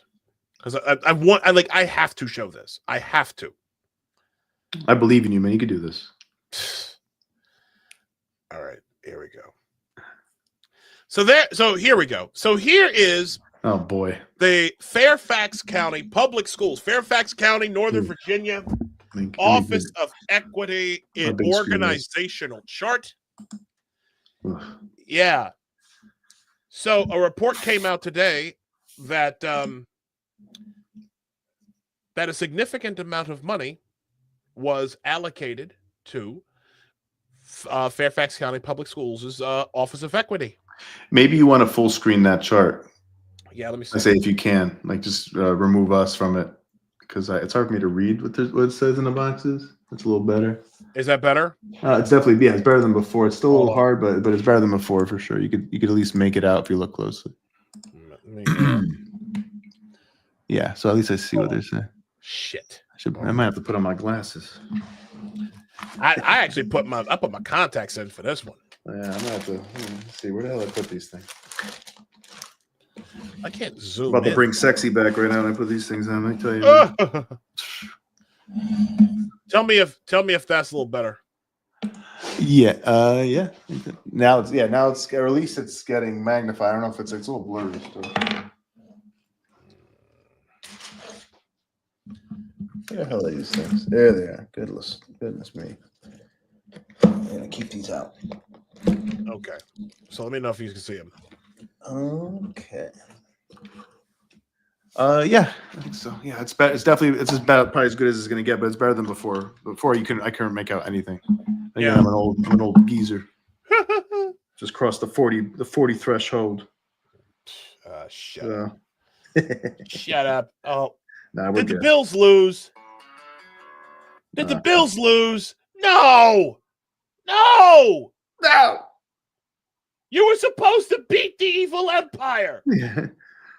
It was supposed to be the chosen one. 29 to 32. 32 to 29. They missed by a field goal. No! What the fuck? No. You assholes! You blew it. Come on, Bills. You beat my fucking Ravens only to lose to those assholes. Shut up. Sorry, Esau. My boy Esau. He's probably really crying right now. Long time Bills fan. Oh, Condolences, brother. anyways, hold on, because I'm looking for. I'm actually. I'm looking for a link. I sent it to my. So yeah, Fairfax Times, 6.4. This chart right here is what $6.4 million in annual budget will buy you. Okay, that right there. $6.4 million. $6.4 million is enough money to pay for 125 teachers. I'm sure there's some use for that. Yeah, so hold on a second. So 100, so let's just say 6,400,000 divided by 125 would be 51,200. So you could hire 125 teachers at 51 at a salary of $51,200 a year. Or if you wanted to, let's just say if you wanted to, let's just back this up a little bit. Back that up. Yeah, hold on. So that same 64, the 6.4 million, even if you said divide it by 100,000, by 100, that's still 64. That's still a $64,000 a year salary. Okay. There are people in this. Matter of fact, I think I sent you the link. Let me see. Check your WhatsApp. Now let me see if I got this here. I got you in that big screen over here. Got you in that big. Let me see. So WhatsApp.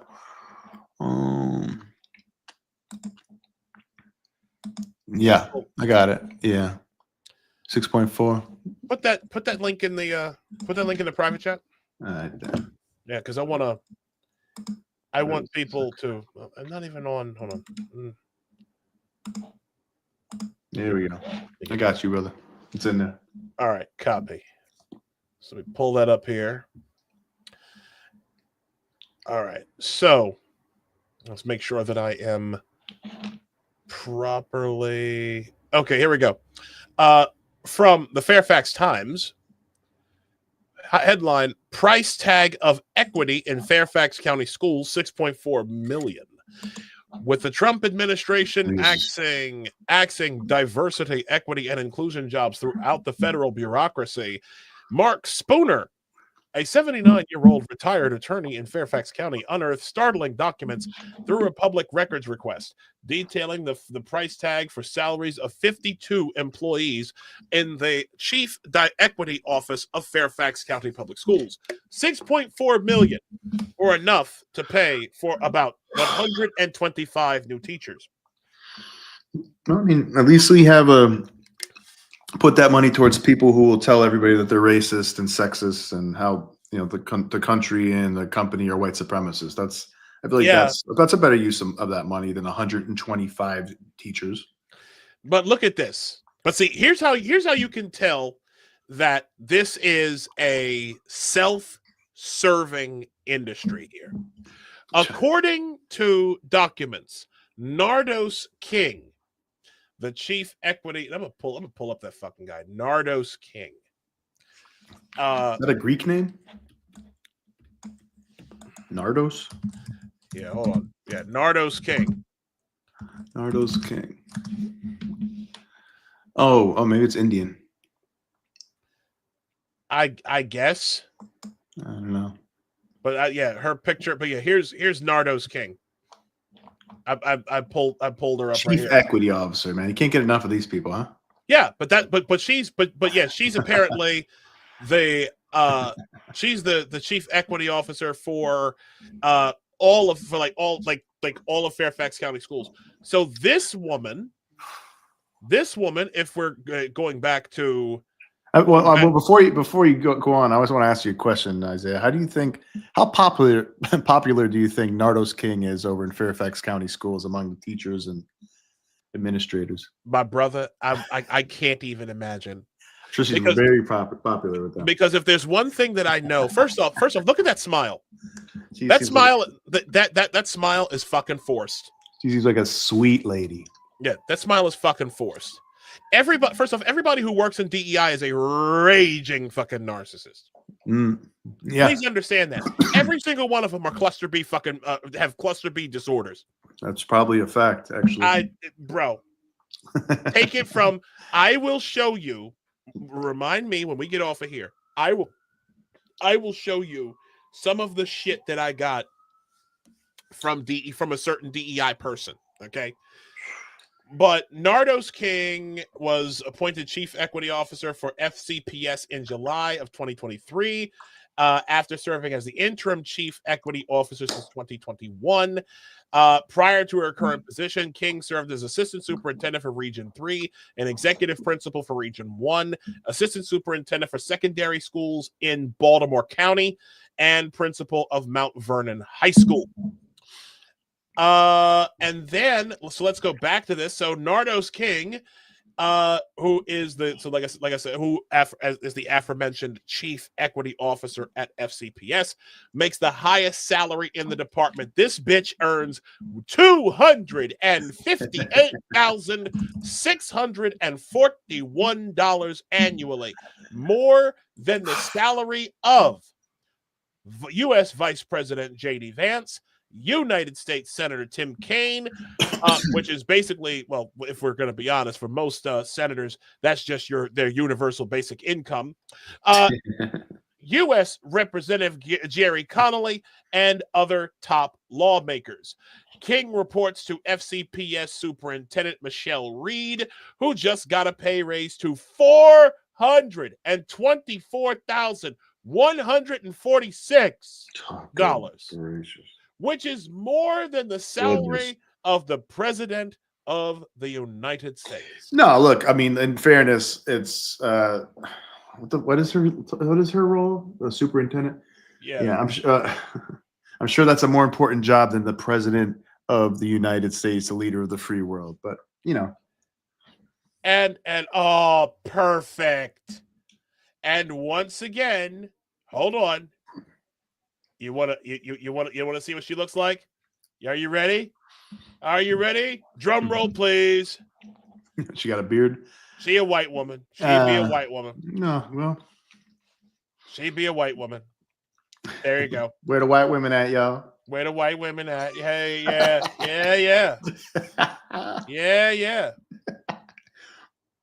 Think of that, bro. Think of that. I'm like a superintendent. I think obviously that's a lot of money to be paying them. That's kind of crazy, but so I'm not even gonna get into. But it's a superintendent, whatever.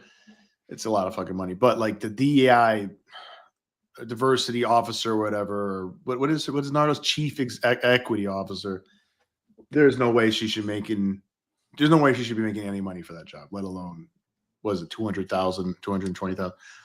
Like, how much was she making? I don't want to misstate. How much was she making again? Nardos King. Yeah, good old Nardos. Nardos makes $258,641. Yeah, I mean, for her job, the chief equity officer, they don't deserve any money most of the time at all. Yeah, but like they should be paid to sit their ass at home like they are right now by the federal government, if anything, than to spread their nasty ideology. Now, mind you, racist ideology. The fiscal budget, the total budget of what the fuck? The Chief Equity Office has a total budget of 5 million. Okay, it's 5 million. I was reading it wrong. Okay. Let's see. Highest paid salaries, Nardos King, Chief Equity Officer, $258,641. Kathleen S. Watts, Executive Director, Equity and Student Relations, $191,634. Lisa S. Forrest, Hearings Office, $189. Look at this. It's like there's so many women in this. It's a good old girls club, A good old girls club. right? How about that? They got themselves. They got rid of the good old boys clubs, and now they got themselves a Good couple good old old girls girls clubs. club. Yeah. How about that? Now I'm looking for, let me see. Hold on, because I'm school board. I am trying to find, because there should be strategic governance, strategic plan. I'm on their website. I'm back on the website, and I'm trying to find Schoolology. The fuck does that even mean? Schoolology. Schoolology. Well, bear with me for a second because I'm trying to find their Office of Equity. And what's crazy is it's not even listed. Well, at least not from what I'm seeing. Intervention and prevention services. Educate, Fairfax, employment verification, career transition. Did they scrub this? I bet I would be surprised. I think they know that they're an endangered species now. The grift is over. If they scrub this, I am going to be fucking. Well, it wouldn't surprise me. Hold on, services, family, let's see, community resources, liaisons.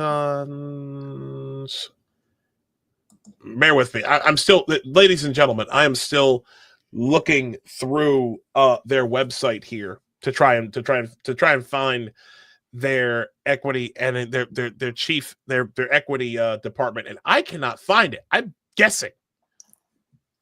am guessing they scrubbed. Yeah, they scrubbed this. Yeah, especially if they get federal funding and all. They had to scrub this. They might. They see the writing on the wall. Yeah, dude. They scrubbed it. It's hilarious to me. Absolutely hilarious. But speaking of DEI, because this is I fucking hate this. So no sooner had Donald Trump gotten elected than when the forces of darkness decided, and yes, I am talking about the forces of Satan, the devil, who I firmly believe is actively working against this country. I did not become. The one thing about the last several years is that this has definitely helped to increase my faith in certain ways. So right after, I think like either a day or two after the election, after the inauguration, there was a church service at the National, I think it was either National Cathedral, or I forget where exactly it was, but an Episcopal minister by the name of Marianne Budd or Buddy decided she had this to say to the brand new president of the United States. Not even I would imagine not even a day or two after his inauguration. Take a look. Let me make one final plea, Mr. President. Millions have put their trust in you. And as you told the nation yesterday, you have felt the providential hand of a loving God. In the name of our God, I ask you to have mercy upon the people in our country who are scared now. There are gay, lesbian, and transgender children in Democratic, Republican, and independent families, some who fear for their lives. And the people who pick our crops and clean our office buildings, who labor in poultry farms and meat packing plants, who wash the dishes after we eat in restaurants and work the night shifts in hospitals, they may not be citizens or have the proper documentation, but the vast majority of immigrants are not criminals. They pay taxes and are good neighbors. They are faithful members of our churches and mosques, synagogues, wadara, and temples. I ask you to have mercy, Mr. President, on those in our communities whose children fear that their parents will be taken away. I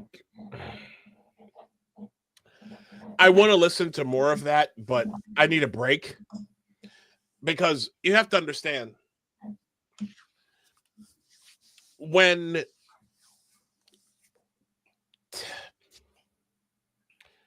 the condescension in that voice, the seemingly know-it-all, the silent, the breathless whispers, the talking like this, and pretending that with the air of knowing that I am above it all and that you must listen to me. The feeling that I, from my pulpit above you, as I look down upon you, the orange man bad. I beseech you, Mr. President, to look down upon those, to look with favor and mercy to those who have entered into this country illegally. For Mr. President, who will pick our crops? Who will wash our dishes? Who will feed our cows?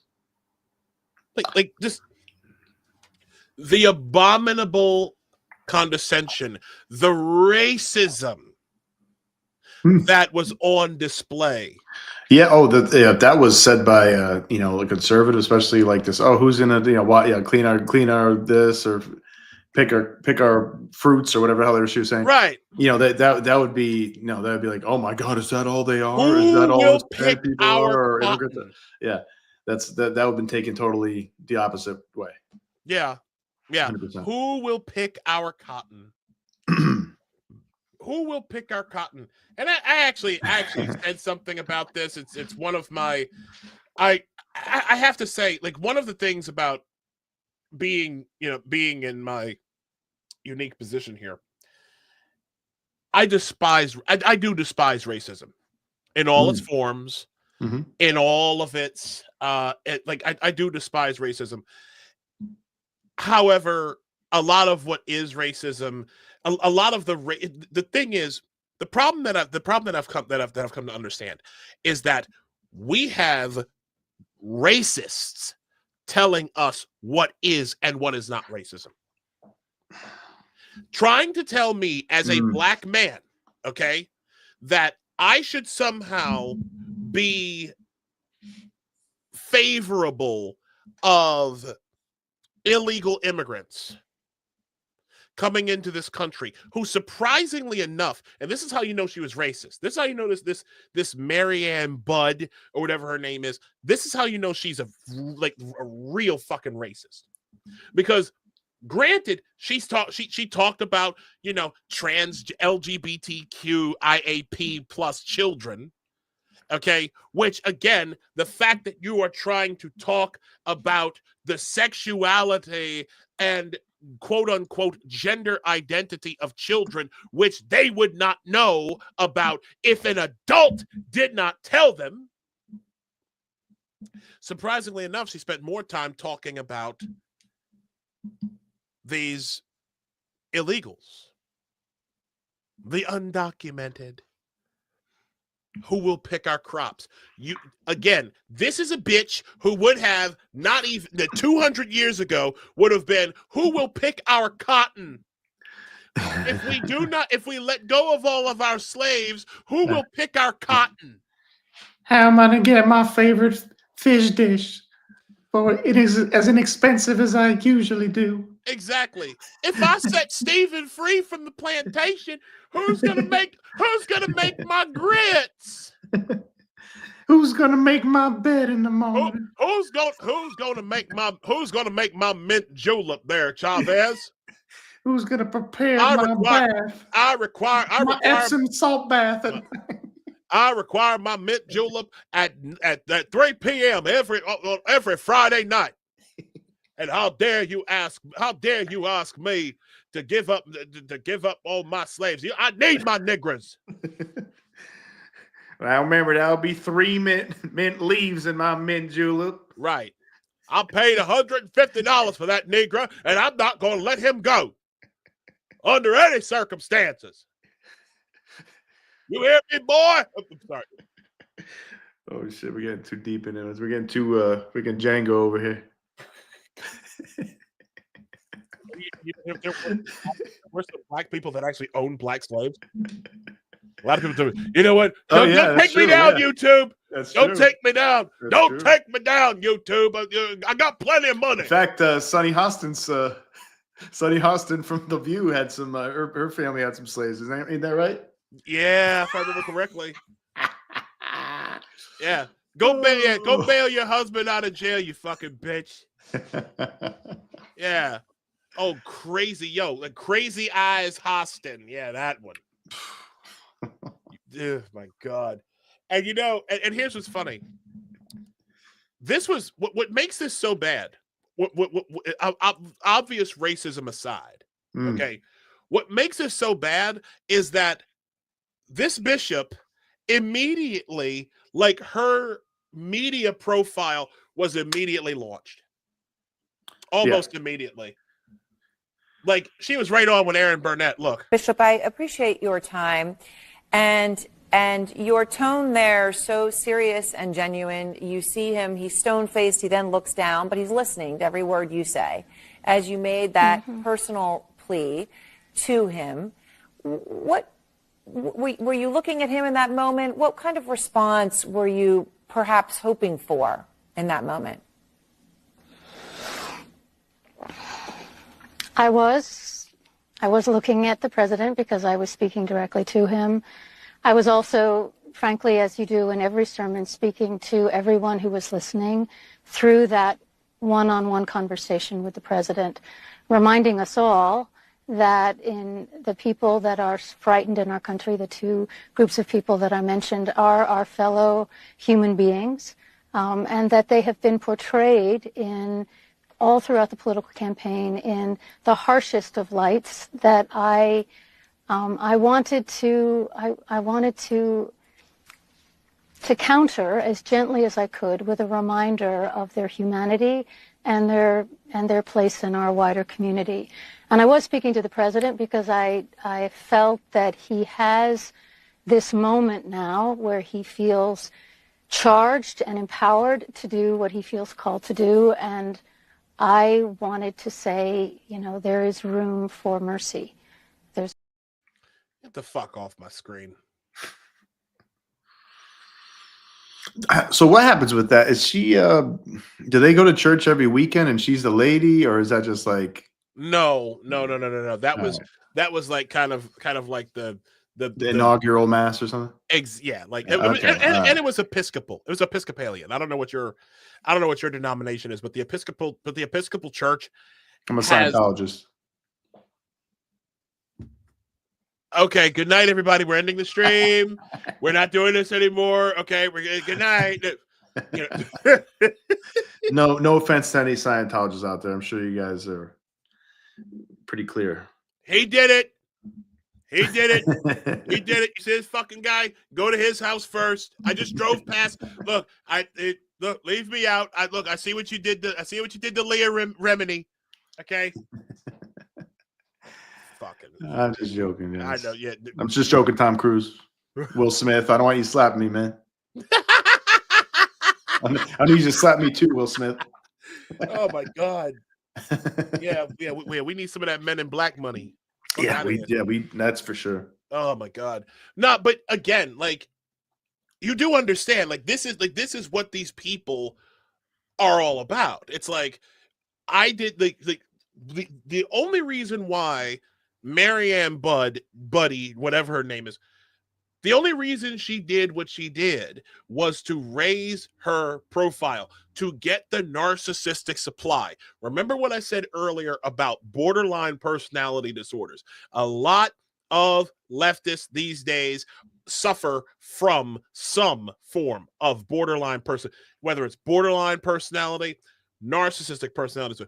a histrionic personality disorder. They are somewhere on that cluster B spectrum.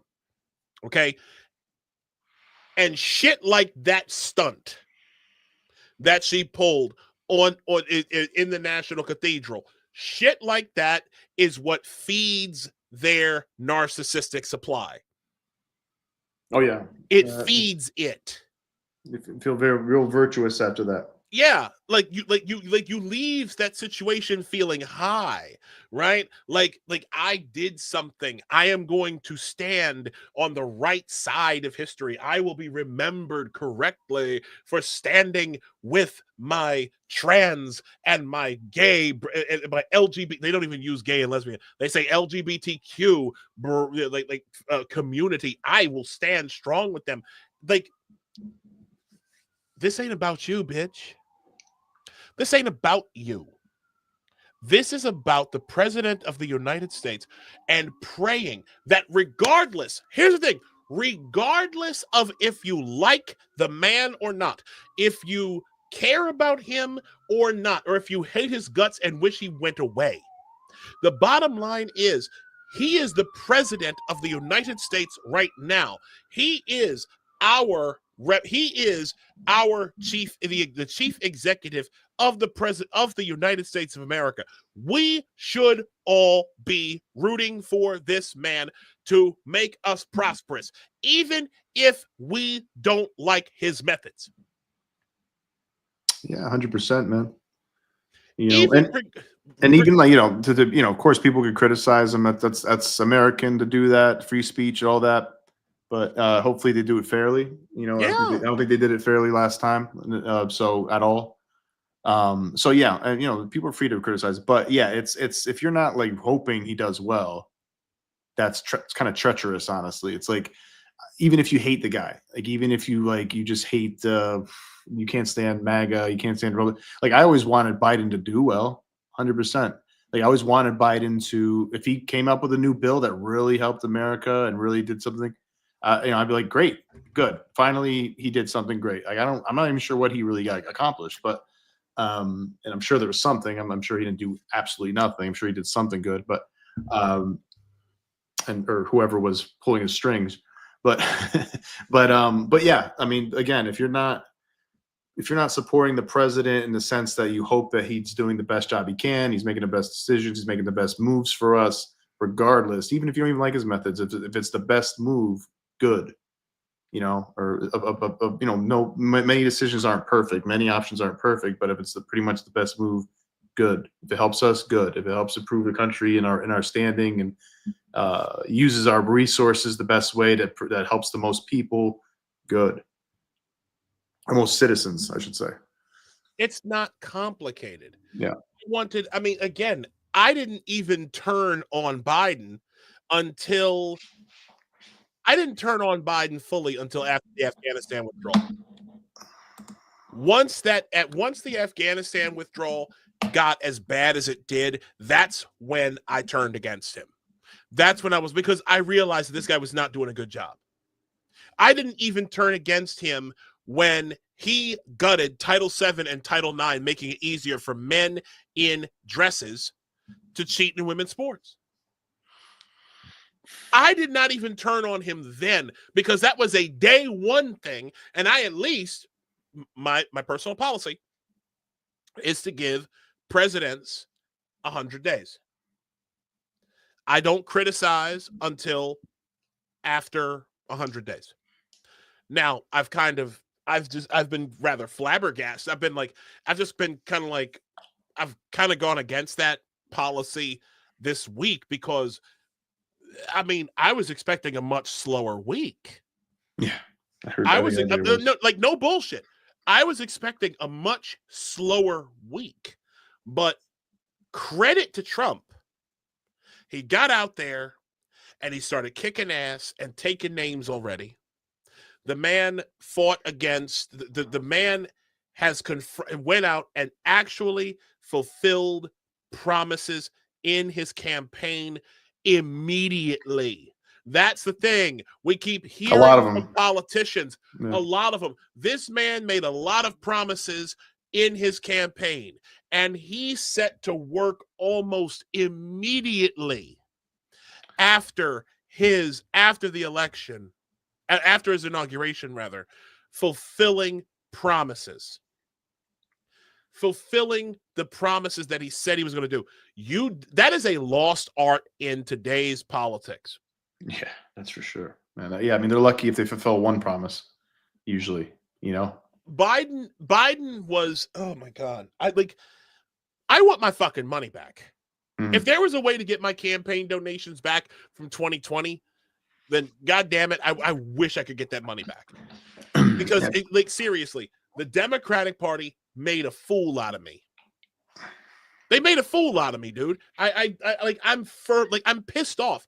I have never been as pissed off about the shenanigans of a fucking political party as I have been over the last several years. The Democratic Party made a fool out of me. The Democratic Party made me literally look at the trajectory of this country and go, you know something? These guys have fucked themselves beyond all sense of repair. I cannot trust the Democratic Party to run this country anymore. And what they're doing here in New York, and I actually want to talk about this next week, the shit that they've been doing here in New York, along with congestion pricing and all the other shit, the stuff that they're doing here is absolutely insane. Yeah, I want to talk about that too. That'd be good. That'd be a good topic to give people an update on that.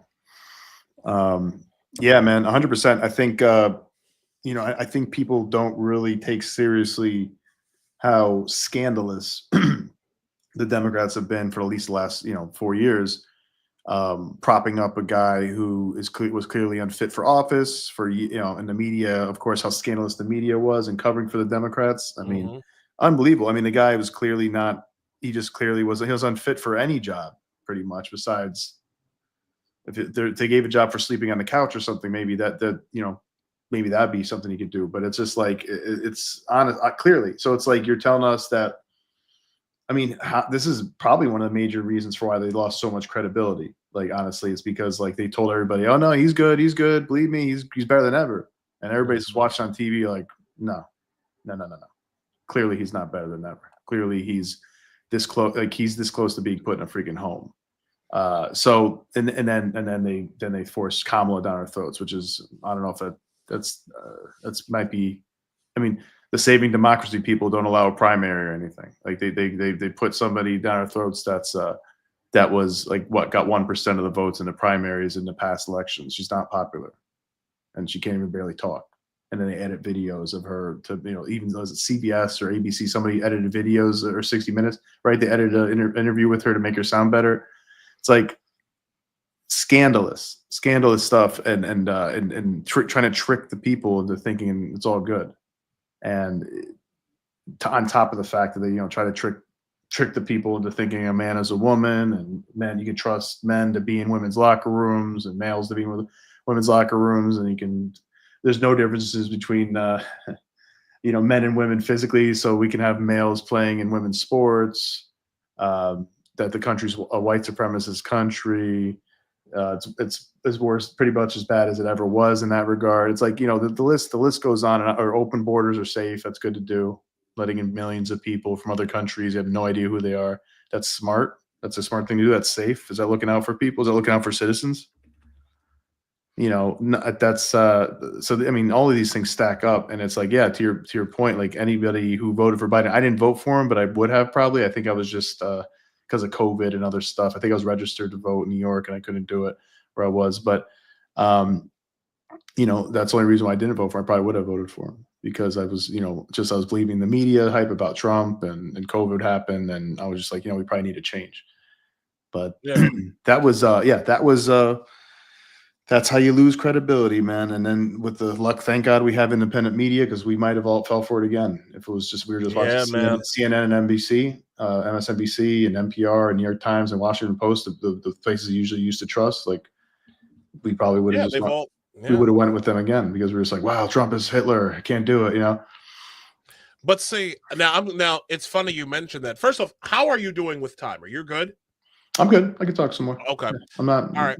Yeah, I'm not up against it. Because I want to talk about something that you posted. Yeah. Okay. There you go.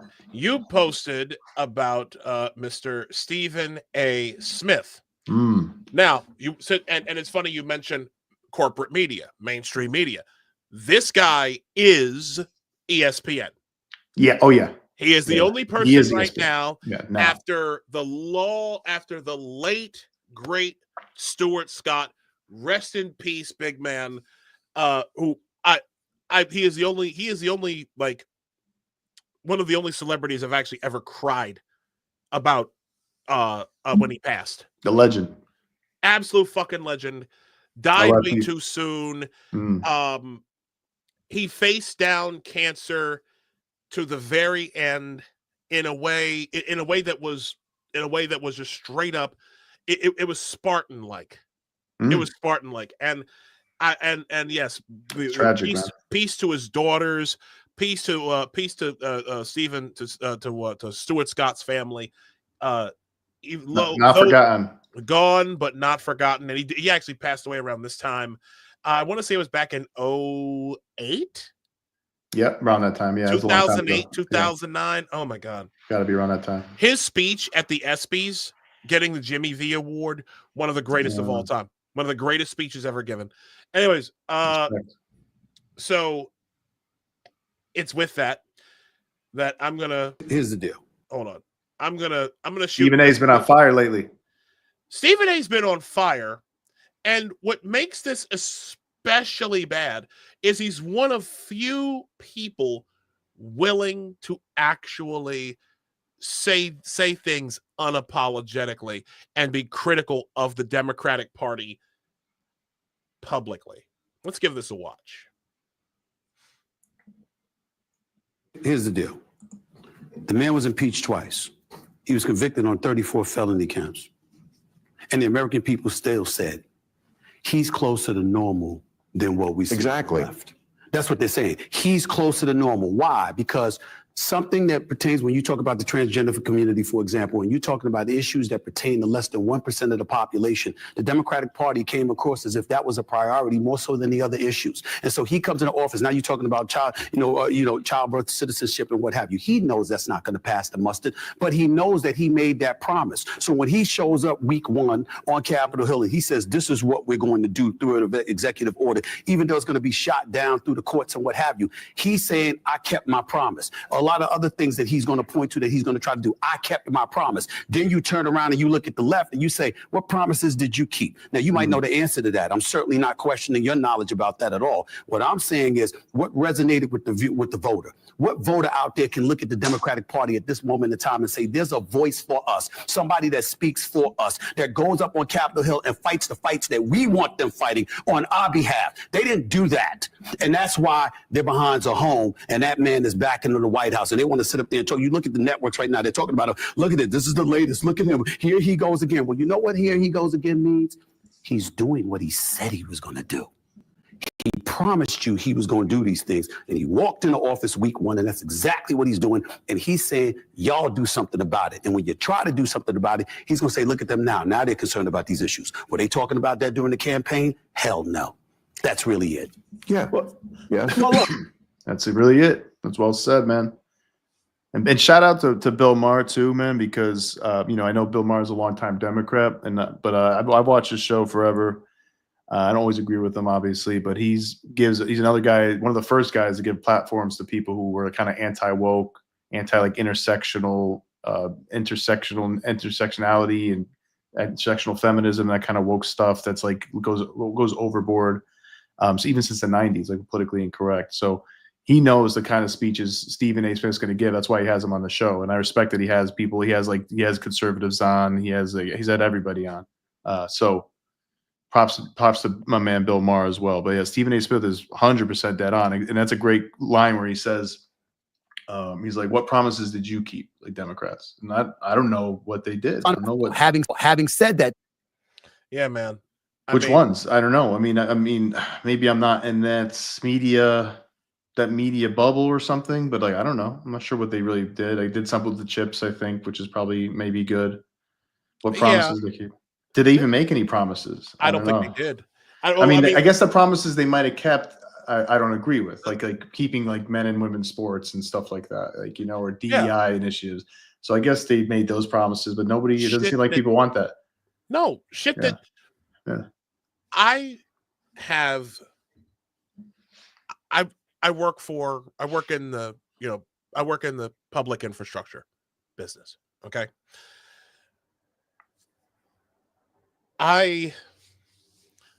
There is nothing about the Democratic Party, and I'm saying this as a member of a union, blue collar work, okay? There is nothing about the Democratic Party right now that says to me, we support you. We care about your needs as an American citizen. We care about you as a blue collar union worker. Right. Yeah. The Democratic Party used to care about teachers. They don't care about teachers anymore. Teachers are basically there to push political agenda in the classrooms. Okay. The bill is starting to come due for all of the money laundering operations for Ukraine. There are going to be a lot of people who are going to be quite upset come tax time with what they get. If they get anything. I'm telling you right now, there's gonna be a lot of people who might not get anything in their taxes this year because the bill for Ukraine is coming due. And that 30 some trillion dollar deficit that the Democrats and even Republicans, because Ukraine, one of few things that Democrats and Republicans actually got together for, and that was to make a lot of money over in Ukraine. Okay, there'll be a lot of people who's going to be upset. I'm just mark my fucking words. There'll be a lot of people upset with their tax returns this year. The Democratic Party did absolutely nothing to help the middle class. The Democratic Party have been directly antagonistic of the middle class. The fact that one of the retorts, and I'm going to show you this elitist retort from the Democrats. They love needling people about the price of eggs. They're like, well, did you voted for Trump? Did the price of your eggs go down yet? Like, you were so worried about the price of fucking eggs, but yet Trump's doing all this damage, and all you're worried about is the price of eggs. Did your eggs go down finally? How's that supposed to change in like a couple days? Okay, bitch. Tell us how the price of eggs went down. What got so high in the first place? Tell us how they got so high in the first fucking place. Can you do that? Can you tell us how that happened? I bet you can't. But getting back to Stephen A., the brother's fed up. Here he is. He was just recently on Dave Rubin, on the Rubin Report. That's right, yeah. And I'm going to show this. I have not played this. So here's Stephen A. Smith. Here we go. To move on. I am, having said that, there does come a point in time to move on. I am completely disgusted that Judge Mershon, is that how you pronounce his name?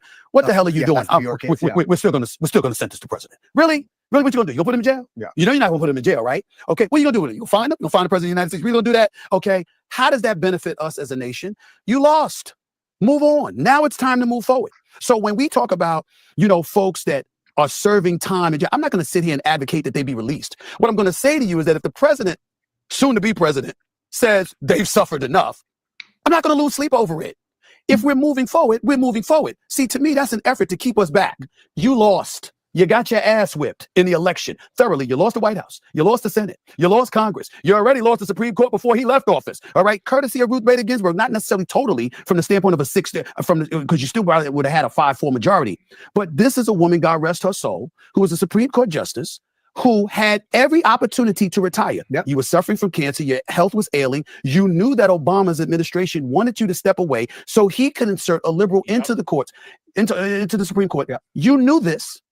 And passed. Why did you pass? According to the reports, why did you pass?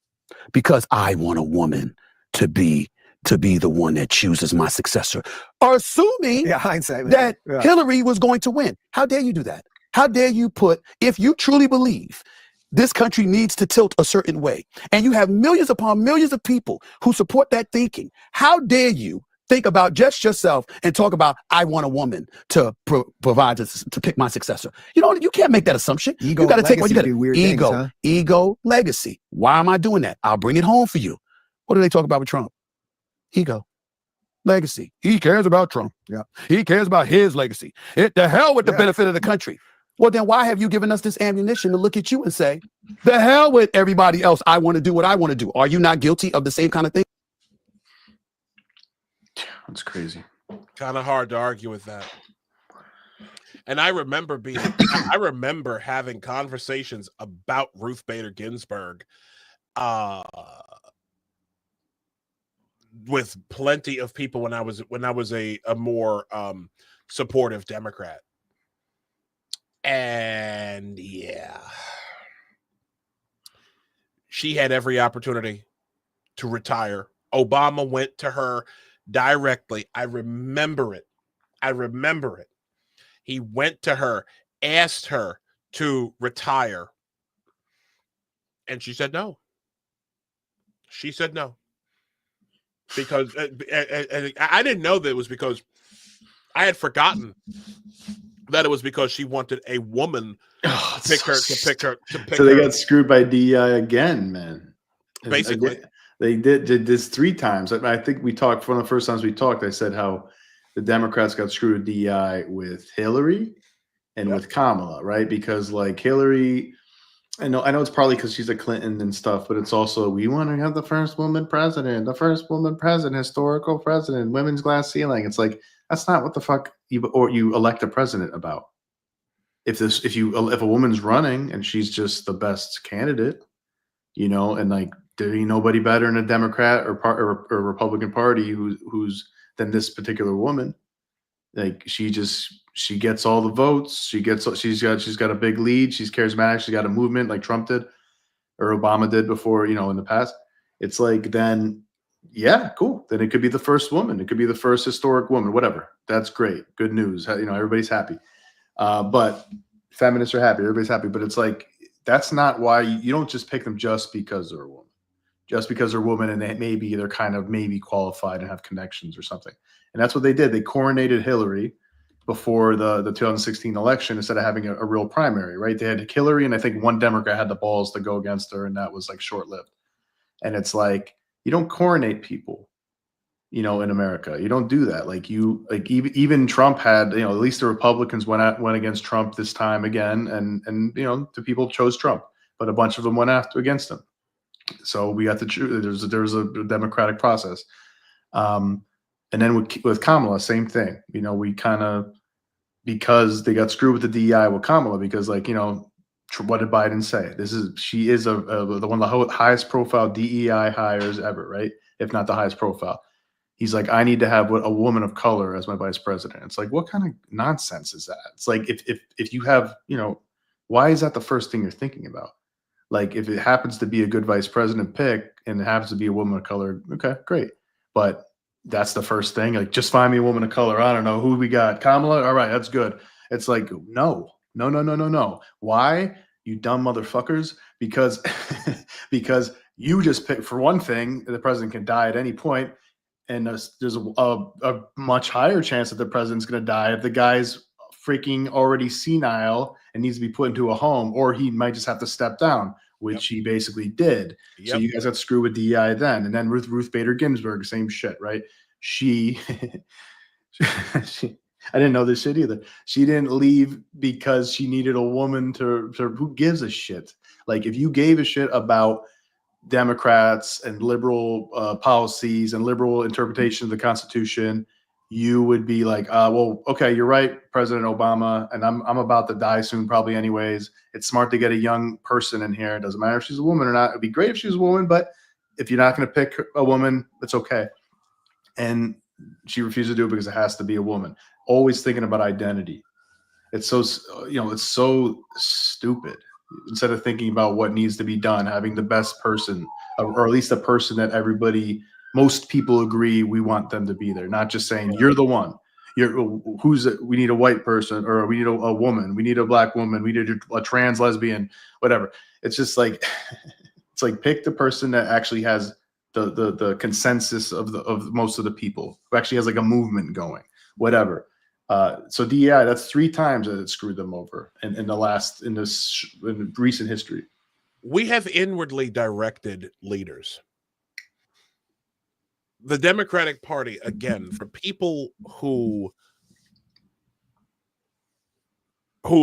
talk about how great they are at leadership, for people who can't help but remind us that they're the adults, they're in the room now, they're the ones who actually love the country. They're saving democracy. They're saving democracy. Like every 5 fucking minutes, they're always telling us that they're saving democracy or some shit. Yeah. And at every turn over the last 4 years, we are finding that we have had some of the most immature, childish, inwardly directed, flat out narcissistic leadership ever assembled. The fact that Anthony Fauci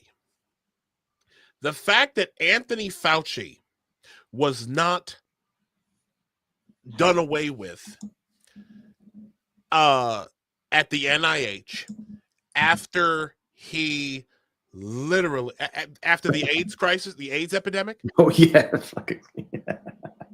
What did he? Oh, can you remind everybody? Because I forget what the accusations were from RFK, which I think there was many in his book. But what was like the most egregious thing? Is that he did something pretty egregious with the AIDS crisis, didn't he? What did he do? Was it experiments or something? Or well, he did.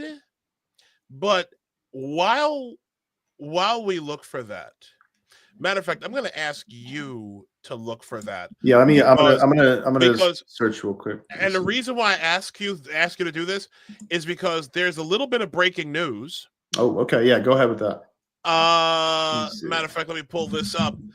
The X user End Wokeness. Oh, yeah. Ha ha ha ha! I'm quoting here. Ha ha ha ha ha! No. Total victory. He is forced to. Colombian President Petro was just forced, and this is from 10:45 p.m. Was just forced to repost a press release from the White House saying he caved to Trump for immediate release. January 26th. Quoting the statement from the press secretary, the government of Colombia has agreed to all of President Trump's terms, including the unrestricted acceptance of all illegal aliens from Colombia returned from the United States, including on U.S. military aircraft without limitation or delay.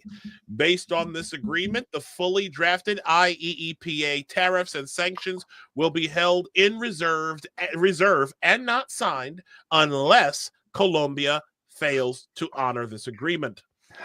The visa sanctions issued by the State Department and enhanced inspections from Customs and Border Protection will remain in effect until the first plane load of Colombian deportees is successfully returned.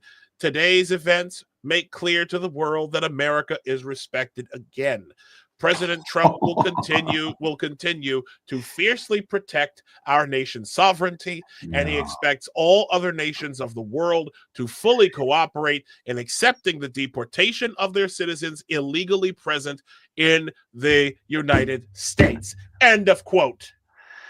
Oh man, he made him repost this now? Where did they do this? I want to see this. I want to see this for myself. Was it on X or was it on the X? website? Yeah, it was on X. No, the president reposting it. It was on X. Yeah, Keanu? that was. Let me That see. was. What's his? Because I know that was from NWoke. Oh, Gustavo Petro. Oh shit, I gotta look this up. Yeah, dude. I want to see it on his thing. I don't trust anything until I see it myself. NWokeness is great, but I want to see it. I don't know if I see it yet. When do you do this? Or maybe it's. Oh wait. Is that? No. Maybe it's under his replies section. I'm not seeing it. Let me know if you see it. Maybe I'm missing it. I got the right one, right? Petro Gustavo. Hold on. Presidente de la República de Colombia. Hold on. That was 7 years. Yeah, I wonder if he did it quick and undid it, because I don't think I see it now. I see it's like a bunch of stuff talking trash from earlier today, I think. Yeah, I don't see it either. So I don't know. It might have been fake news, or maybe he switched it. I don't know. Maybe he did it for a second, but just to make Trump feel good. Did he? What did NWokeness claim? Because I thought he might have said it was on a website or something too. Maybe it's on his website. It said, well, it's Caroline Leavitt. Who is that? Oh, okay. Yeah, Caroline Leavitt. The government of Colombia. Let's look. Okay, yeah. Let's see if maybe I missed that because I wasn't looking for her.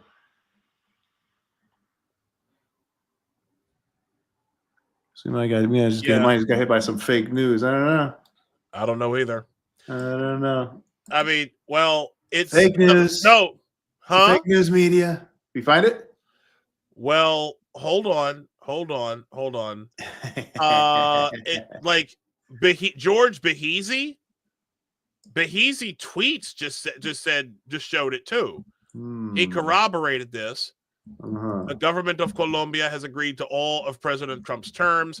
Again, I don't know. I'm not sure where the source is with this, but if they did do that, that's a pretty hilarious, man. If it's somewhere else on maybe it might be on Instagram, maybe, I don't know, or on Blue Sky or something. It's showing here on X. Crazy, dude. Either way, Yeah, either way. I mean, what matters, regardless, what matters is that they actually did that. Like he turned that around quick, and look, I'm 100% behind him leveraging and throwing our weight around to get what we need to get done for America. Exactly. Like that's what we should be doing. Like we don't have to be tyrannical and too overbearing, but if we need to get things done, and that means we have plenty of leverage. And that's one thing Trump understands, and he's not ashamed to use it. He's, and that's at the end of the day, you want somebody out there who's going to look out for America and put America first. And if people are trying to take advantage of us, they don't have the leverage for that. They don't have the standing for that. Yeah. It's like, well, we can make life hard for you too. So make life easier for us, and we'll make life easier for you. Yeah, and I think there's been too much. Seems like there's been too much of people taking advantage of the United States, nations, these global organizations like the UN or WEF, WHO, kind of like telling us what to do from afar. It's like no. We're a free country, man. Like we're top dogs. Like, let's be real. So it's like, why are we letting anybody tell us what to do? Especially when it's not in our interest. Like, you can give us suggestions.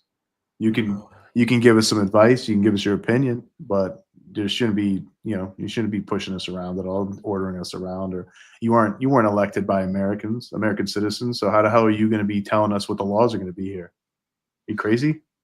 Exactly. This is America. What are you talking about? Like that should be the attitude. What are you going to do? Like half you people don't even have a freaking military. Like you depend on us to protect you. Half the freaking countries in the world. Like, it's like nobody should be pushing us around in any sense at all.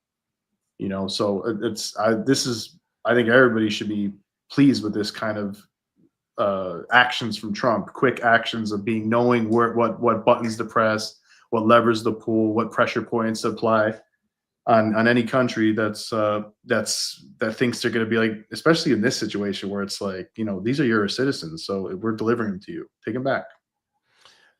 What's wrong with you? Yeah. That's crazy. That is crazy. Hold on.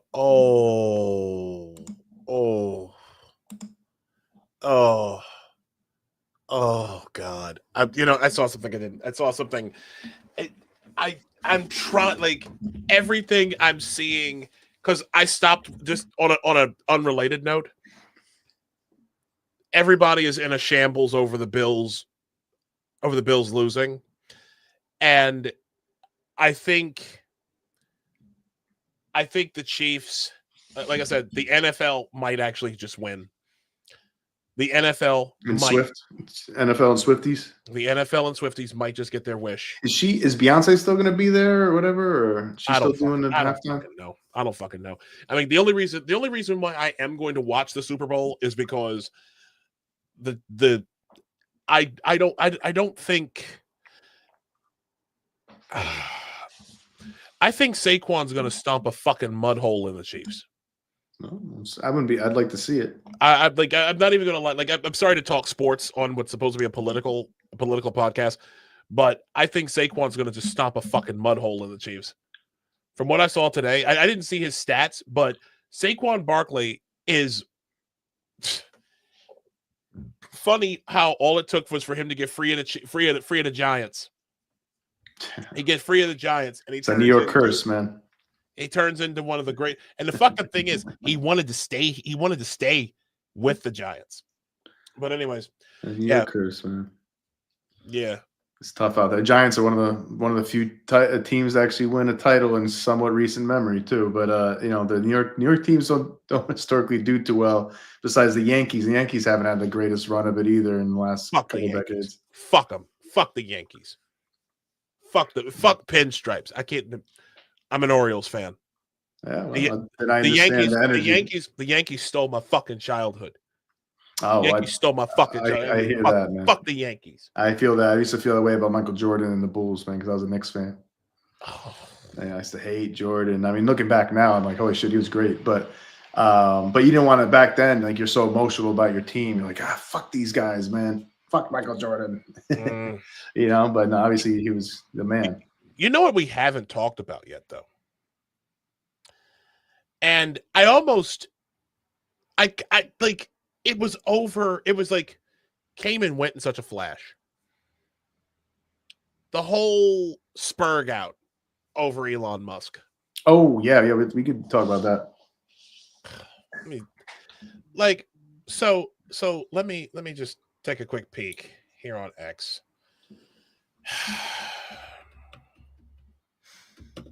Wait a minute. Let me see. Because there's got to be video of this. And I was seen this 100 times. It's so funny. Oh, it's too good. Freaking poor Elon. Asperger's. He has Asperger's, oh yeah? He's got Asperger's. Yeah. I'm sure. You've got all these people just going, trying to go, oh, he's a Nazi, and yeah, hold on.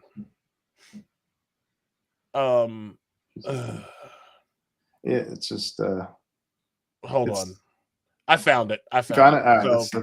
I found the video, and there are elections that hold on. I'll bring this back here. Boom. And let me just bring it up here.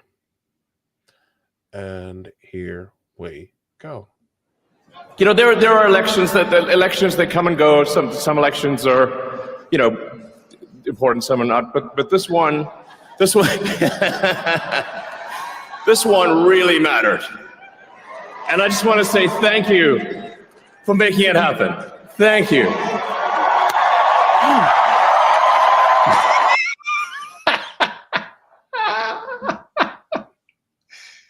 Oh, it's comical.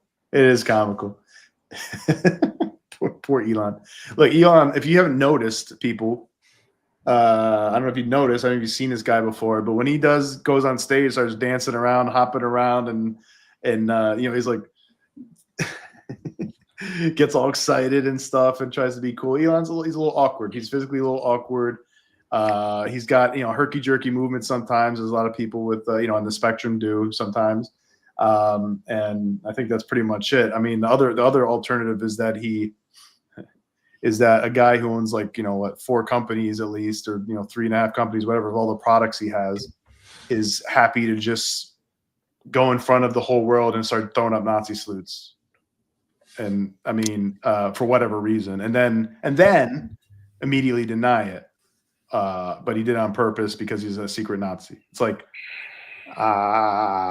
so that doesn't make much sense, does it? Or does he want all of his stock to fall? Does he want people to, that's if you just come out being like, oh, Hitler's, Third Reich's back, everybody, it's like that could be a serious problem for you, no matter who you are.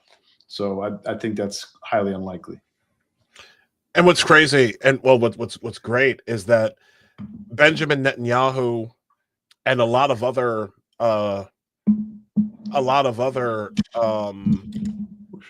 people, a lot of Jewish people came to his defense, right? Came to his aid. Oh. Then he had there's an old video of him too, where people haven't seen it.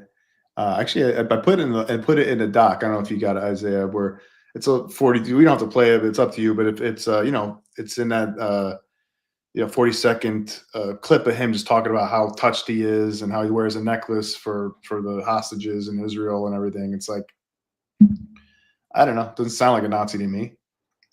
No, far from it. Quite a 180. Let's put it that way.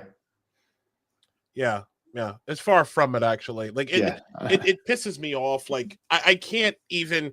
I personally don't even want to spend much time on it. Yeah, I don't think we need to. I think it's already swept under the rug. Like, I don't like. I particularly again. He's not a Nazi. It's already been like. I don't even want to to entertain it any further. Would actually dignify it. I'm not going to do it. And to be honest with you, the best thing to do is just like, if somebody wants to say, oh, well, if people want to spurg out over Elon Musk, if y'all want to keep doing that, like fucking, what's her face? AOC, who like AOC just won't let it go. Seriously, she's still going on with that? She's a clown, man. I mean, she was going on about it for like 2 fucking days afterward. Like, again, like Alexandria Ocasio-Cortez. I just want to say one thing. I said it before, I think on X, like the Latino delegation has definitely let her go in the racial draft to the white progressive women. So I just want to make that official. This is from Nosra Chavez, the sage, the base Latinos, Capitan. She's not one of us anymore. She's disowned. Y'all are over it, huh? Yeah, y'all can have her, man. The white progressive delegation can take her. Bro, listen. As much like I told you, like that girl is she's on 2. What am I saying? New York 14, which is her congressional district. She's Queens in the Bronx. Queens in the Bronx. Yeah, it's like Astoria, a portion. It's like Astoria, and up to like Parkchester in the Bronx. She hardly spends any time in the Bronx part, and she's all up them white leftist ass in Astoria. Whatever them white leftists want in Astoria, all them fucking communists that live up there. I'm like stopping Amazon from coming to Queens. Exactly. Those Queens, right? They're coming to. Yeah, I remember that. I was like, you're a moron. Now, by the way, real quick, I don't know if you can see in the top left corner. We've got over 1,000 views. Oh, 1,006 right now. I'm seeing more than that, brother. Oh, well, on X, I'm seeing 2,157 views. Yeah, But I don't know if that's live. Is that live or is that like just like single I think people live it's 1,007 Oh, cool. right now. Very Yeah, nice. Very cool. yeah, I am quite Humbled. surprised. Humbled, yeah, very much. Grateful Very and much. humbled that you guys would spend Sunday night with us. Especially since we all we're doing is just talking a bunch of shit. Talking shit, man. You know. Just talking a bunch of shit. And you know what? I'm okay with it. I'm glad y'all are here. I am truly thankful that y'all are that y'all are talking. That y'all are here real quick. I guess it's my turn to matter of fact, do you have anything that you'd like to share with the audience real quick, Mr. Nose? Do I? I don't know. I don't think so. All right, hold on one second. Put me on a spot. Is there something I'm scheduled to talk about? I don't know. I'll let you freestyle for a little bit. We got here. We got the hang on one second. Yeah, no question. Shit, now you got me on the spot over here. Let me see. Oh, I forgot. Oh, there it is. We could talk about that maybe.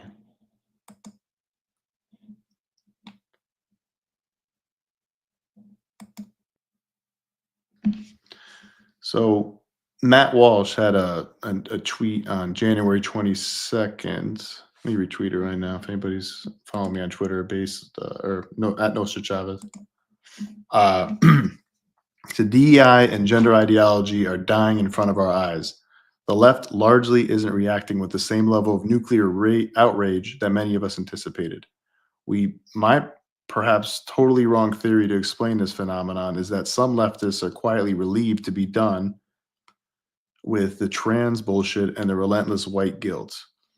No one actually wants to be in a position of having to defend some cross-dressing pervert who's crying because he can't access the women's changing room. They've been held hostage by the trannies and race hustlers for years. We are their liberators. That's right. And then I said, Matt is right. In this next tweet, like I've quoted him, Matt is right. Who really actually likes being woke? That is obsessed with race and gender all day, carrying so much hate/resentment, hating your own country and culture, even your family sometimes, hating your own family and separating from your own family because of political differences. And they're wrong, by the way. Like the woke are usually wrong. So it's like you're right. They're right to disagree with you people. And constantly looking to destroy lives, which is what they were doing for years, hence cancel culture, call out culture. You know, they thrive on getting scalps, getting people to, either cancel, getting fired, getting them, their public careers ruined. So Isaiah, I don't know if you're listening in, but I pulled up the Matt Walsh link. It's in the thing. I'll put it in the chat. And I just read it to everybody. So if you want to pull it up too, on it. Yeah. And my response to it. And I didn't even finish what I said, but like the woke are constantly looking to destroy lives. And I said, who really actually likes being woke besides Machiavellian, incompetent narcissists? Yeah. Right. And because Matt Walsh originally said in this quote that some leftists are quietly relieved to be done with the trans bullshit and relentless white guilt. And I think that's true. That's partly why you're seeing you don't see the big protests on the street so much. You don't see the energy that you saw in 2016, for example, or even 2020. People are just I think most people are probably sick of it. Maybe not everybody agrees with Trump. Maybe not everybody's a conservative, but they're definitely sick of wokeness. And who in their right mind wouldn't be? Besides, as I mentioned, Machiavellian, incompetent narcissists, right? Basically. or people who are just or people who are just so brainwashed, and that's just their identity, and they refuse to give it up, and they refuse to admit they were wrong. Besides that, I think everybody else is at least secretly like, all right, yeah, you know, good, Trump, fire these fucking DEI idiots, and like enough of like not being able to speak your mind freely, enough with of having males in women's bathrooms and males in women's locker rooms and sports and prisons, right? I mean, I think who's actually about that? Like, we're worrying about offending somebody all the time, right? Or just hating America. Like, who really wants to like hate their own country? You know, unless they have a good reason to, Like, you could be disappointed in your country sometimes. You can be frustrated with the government, frustrated with things. But like, you really want to hate where you live and where you grew up? You know, is that reasonable? Is that like a good thing for your spirit, your soul? It sounds like you're like in a communist country or socialist country, where you're just miserable and you can't get out. That's what it sounds like to me. But of course, very few people seem to leave the United States for good, and plenty of people are risking their lives to come in, right? So it can't be that bad. You know, and that's the thing. It's like, no, one of the things that it's so easy to be a communist in a non-communist country. This is a fact. And they're usually rich people too. That's another thing people should remember. Like, they're usually the children of rich people, or like rich people themselves, like angry, resentful children of very rich people. That's usually what you'll see as actual real as the people who end up being communists and an actual socialist. Yeah, I feel like even with like and what we're going to talk about, like the last thing we're going to talk about, which is the LA fires. Okay. And I really want to talk about this because there is again, we're going to heighten contradictions with this, but it's the leadership. No one wanted to deal with these fucking people because the only thing that DEI and all of this hyper focus on all the leftist bullshit, all it's done is focus on hatred, enmity, class distinctions, all of the stuff. Nothing that brings people together could be tolerated at all. Okay. Yeah. And going back to your point about, hold on. The leftists being tired of it. They're spiritually drained. I feel like, man. As it happens with such a warped, perverted ideology, perverse, pathological ideology. Where's the real? And the funniest thing is the Democrats called themselves the party of joy last year, right? Yeah, and it's like joy. All you guys do is bitch about shit all the time, man. You guys don't even know how to have a sense of humor. They're humorless. They become absolutely humorless. That's one of the most important things, is to have a sense of humor in life. And they don't have a sense of humor. Look at Colbert. Look at Fallon, Kimmel. I don't know about. Actually, I don't know about Fallon. I don't think Fallon's quite as bad. I don't really watch any of these guys, right? But I see the clips of Jimmy Kimmel and Colbert. Colbert used to be hilarious. Colbert was hilarious on the Colbert Report. He was very talented. Like he was improvisational as hell, and he did a great impression of Bill O'Reilly and all that. He was very funny. Yeah. But he used to impress me quite a bit how funny he was improvisationally. I thought he was the best, one of the best on TV. Now he's a fucking preaching, bitchy, whiny, frantic, hysterical. Oh my God, what's gonna happen? How come nobody sees what I'm seeing? It's like, calm down, dude. Calm down. What the fuck is act like a man? It's like that. He's turning into Rachel Maddow.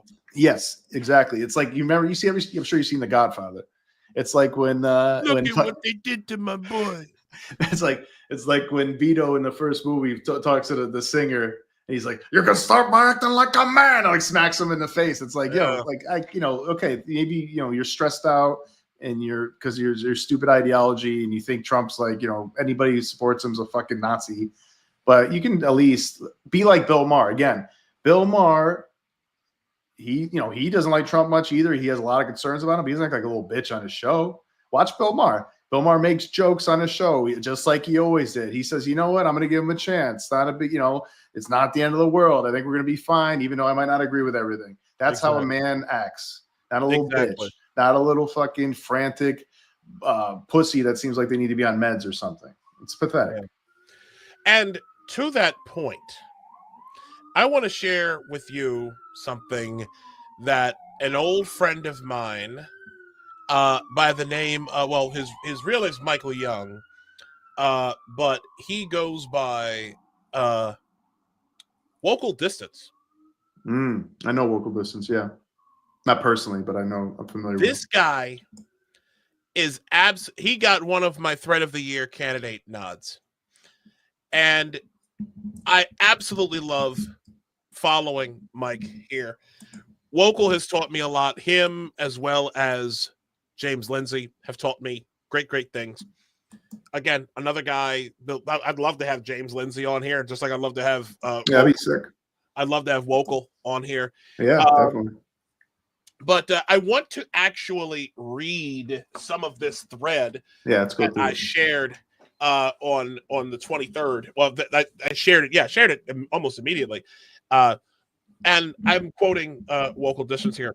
That journalists, Democrats, op-ed writers, influencers, etc., will not publicly defend the cancel culture, weird pronouns, land acknowledgments, and trigger warnings that were so cool from 2024 to 2021 tells me the social justice movement has become an embarrassment Jesus to the left. It should have been an embarrassment since day one, by the way. It should have been. 8 years too late. Yeah. Or at least 8 years, probably more like 10 to 12 years at least. But Hell yeah. Today, everyone who has any understanding of how social status works and how that connects to culture realizes that the woke culture that was cool starting in the 2010s has become startlingly uncool. Fucking we should start doing a land acknowledgement before every show, man. Right. A land acknowledgement? That's so 2016, you guys. I am influenced by default friend, who Catherine D. I follow her. Thomas Frank and Andrew Potter and Joseph Heath.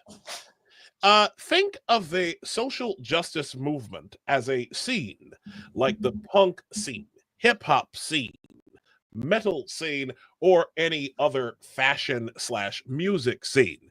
In the 2010s, the social justice scene was happening.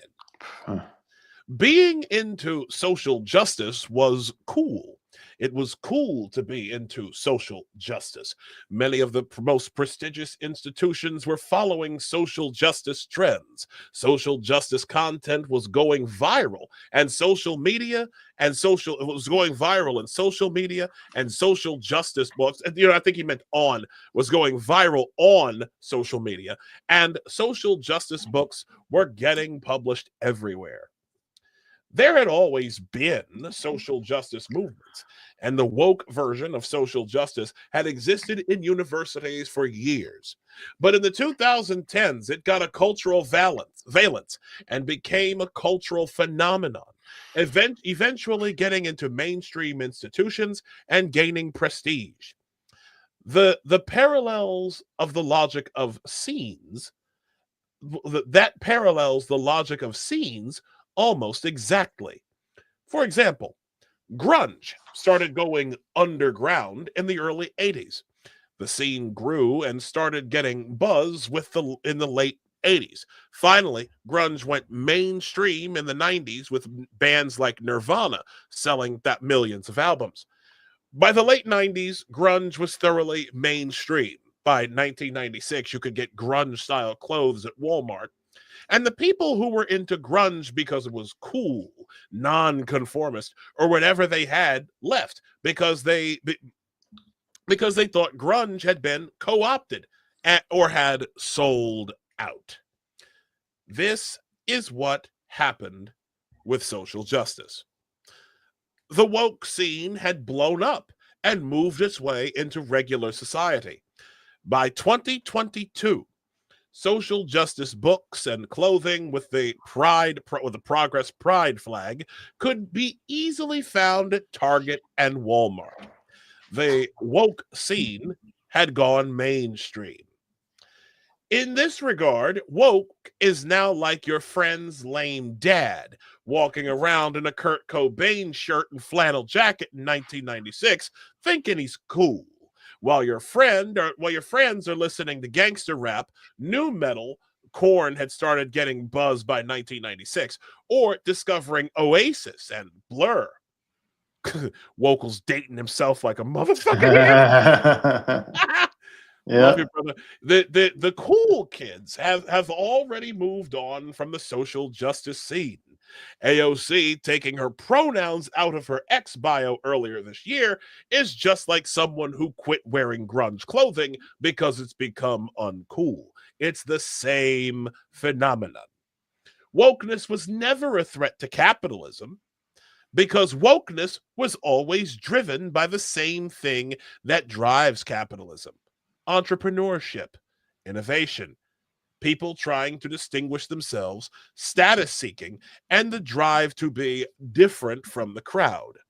Wokeness was always a scene and therefore governed by the logic of a scene. Even when it was being developed in universities, it was being run by the same logic of every single rebellious scene that ever existed anywhere. What is happening now is the inevitable result. That isn't to say that wokeness was not bad. The ideas of wokeness, its postmodernism, its critical theories, its acceptance of gender ideology, the intense focus on race, the focus on identity, all of that was really terrible. Wokeness needed to go away. My point is simply this: that the social dynamics and social logic that governed the woke movement are the same logic and dynamics that governed all the other leftist scenes. The beatnik scene, the grunge scene, the hippie scene, the punk scene, the hip-hop scene. It's all counterculture logic. He's going in, dude. He went in on this. And let me see. Okay, I got the social logic that governs these movements is we need to go against the system and we need to not sell out. So we will be anti-consumerist, anti-establishment, and against the man or the machine. And we will not sell out and become like the mindless NPC masses. The problem is if the movement is effective in getting out its message, it becomes popular and gets adopted by the masses, at which point the counterculture people who started it think the movement has sold out and been co-opted by the system. So they move on to the next thing. They all see the mainstream as being a bunch of sheeple that have been brainwashed by the system, i.e. capitalism, consumerism, neoliberalism, the man, corporations, white privilege, white supremacy, patriarchy, heteronormativity, colonialism, etc. So the counterculture rebels all want to be not the mainstream so they don't get co-opted. The result is movement after movement that starts, rises, goes mainstream, and then collapses. Woke is just another example of this. It's a scene, just like all the other scenes. And it was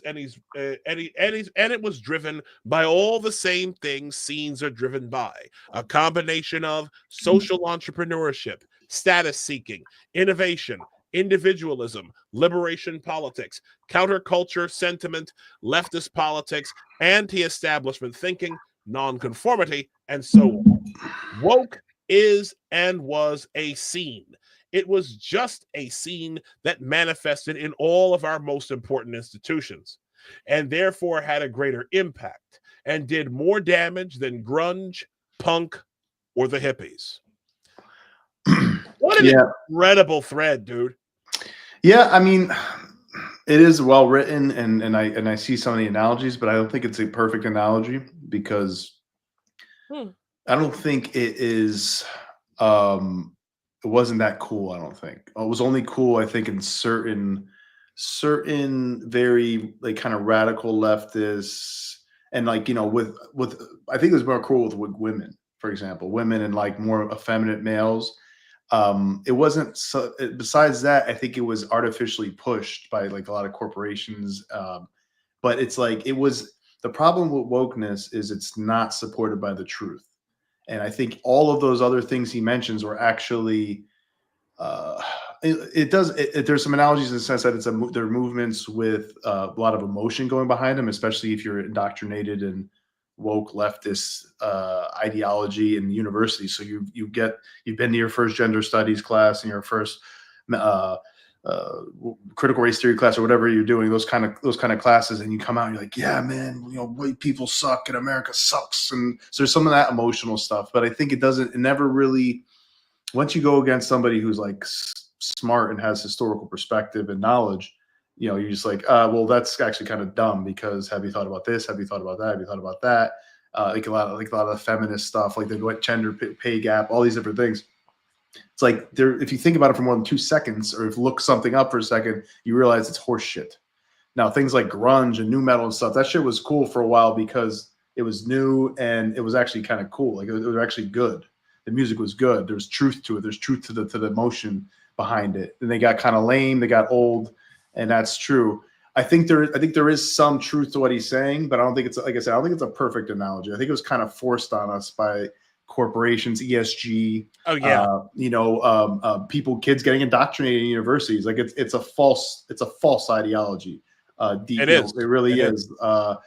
Civil rights movement might be a better analogy to that because that was legit. Like the original civil rights movement. It's like, how do you argue with, some of the stuff in it was crazy, like some of the Marcusean stuff and the stuff that's basically pre-wokeness.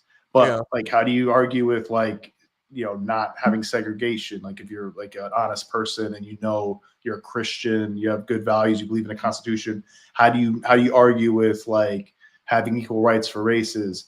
Stuff like that. It's like that's like, how do you stop that? That's just the truth's on your side. Yeah. Wokeness doesn't have the truth, man. And if you look throughout, most of it doesn't have the truth behind it. That's why it's failing, and it's been propped up by media that supports it. All of the media, institutional corporations saying you must believe this. This Pride Month is so cool. And it's so great that we are pushing this trans ideology on children. We're just supporting inclusivity. It's like, no, you're not. You're pushing something that didn't exist like 20 years ago on little kids, and it's leading them to get sterilized and mutilated. It's like that's what's happening. That's the truth. You fucking idiots. You predatory idiots. So that's kind of how I feel. I don't think it's a perfect analogy, but I do think it was well written, and I think there is some truth to that for sure. I would say that, and I would say, and props to Woke for putting that together. Well, absolutely. And here's what I'm going to say. It is a scene if you know. It is like a scene. That's true. Yeah. Because we've been in places where wokeness is a scene. I think I think you know exactly where I'm going with this. Mm-hmm. Wokeness is a scene in American soccer culture.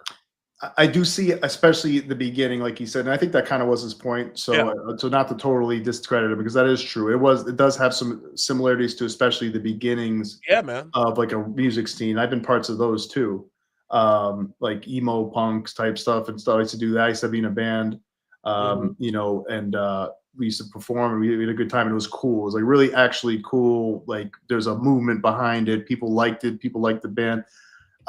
So it was. So that's true. Like there was some people who thought it was really cool, but they didn't hear opposing arguments yet. I think that's maybe part of my point. It's like as soon as you're out there in the world and you see reality, and you see like Jordan Peterson come out or something like that and be like, "This is all horseshit." Everybody, and Jonathan Haidt, James Lindsay, coming out and being like, "Have you, like this is bullshit. Like I know you kids didn't learn this, but this is actually you know this about history? You know that about history?" And it's like, then it's like, oh, And then you got like guys like Rogan letting these guys talk and the podcast sphere. And I think then people kind of started to come back to their senses because wokeness does not stand up to the truth. It doesn't stand up to scrutiny. Exactly, which is why it depended on top down. Yeah, there's a lot. That's right. That's a little different. Yeah, that's kind of my point too. It's like is a little bit of it was a lot actually of a top down thing, even though it was obscure in the obscure sections of the universities. Who a lot of people think is cool, the radical leftists, but it became mainstream, like he said, and it was a top-down effort from the news, from the corporations, from ESG, from universities. It wasn't. The truth was not steaming that forward. Like there's nothing like when you've got Larry Fink, the CEO of BlackRock, a private equity firm with $12 trillion under management. When that fucking guy sits there with Andrew Ross Sorkin and says, "Oh, we're forcing behaviors at BlackRock. We are all about forcing behaviors with ESG." Like he's literally saying, like this guy is literally saying, if you do not engage in social engineering the way we want you to, if you do not have the quotas necessary according to meet our ESG requirements, then you are not getting your money. You are not getting that line of credit that you need to be solvent. Okay, and it's not just and BlackRock is just the largest, it's just the biggest one out of all these. You've got like Grant Thornton and others who Grant Thornton actually is a smaller one that focuses on a couple of soccer clubs that I know of within MLS. And they're responsible for a lot of the woke. They have been responsible for a lot of the woke shit that you see in American soccer culture.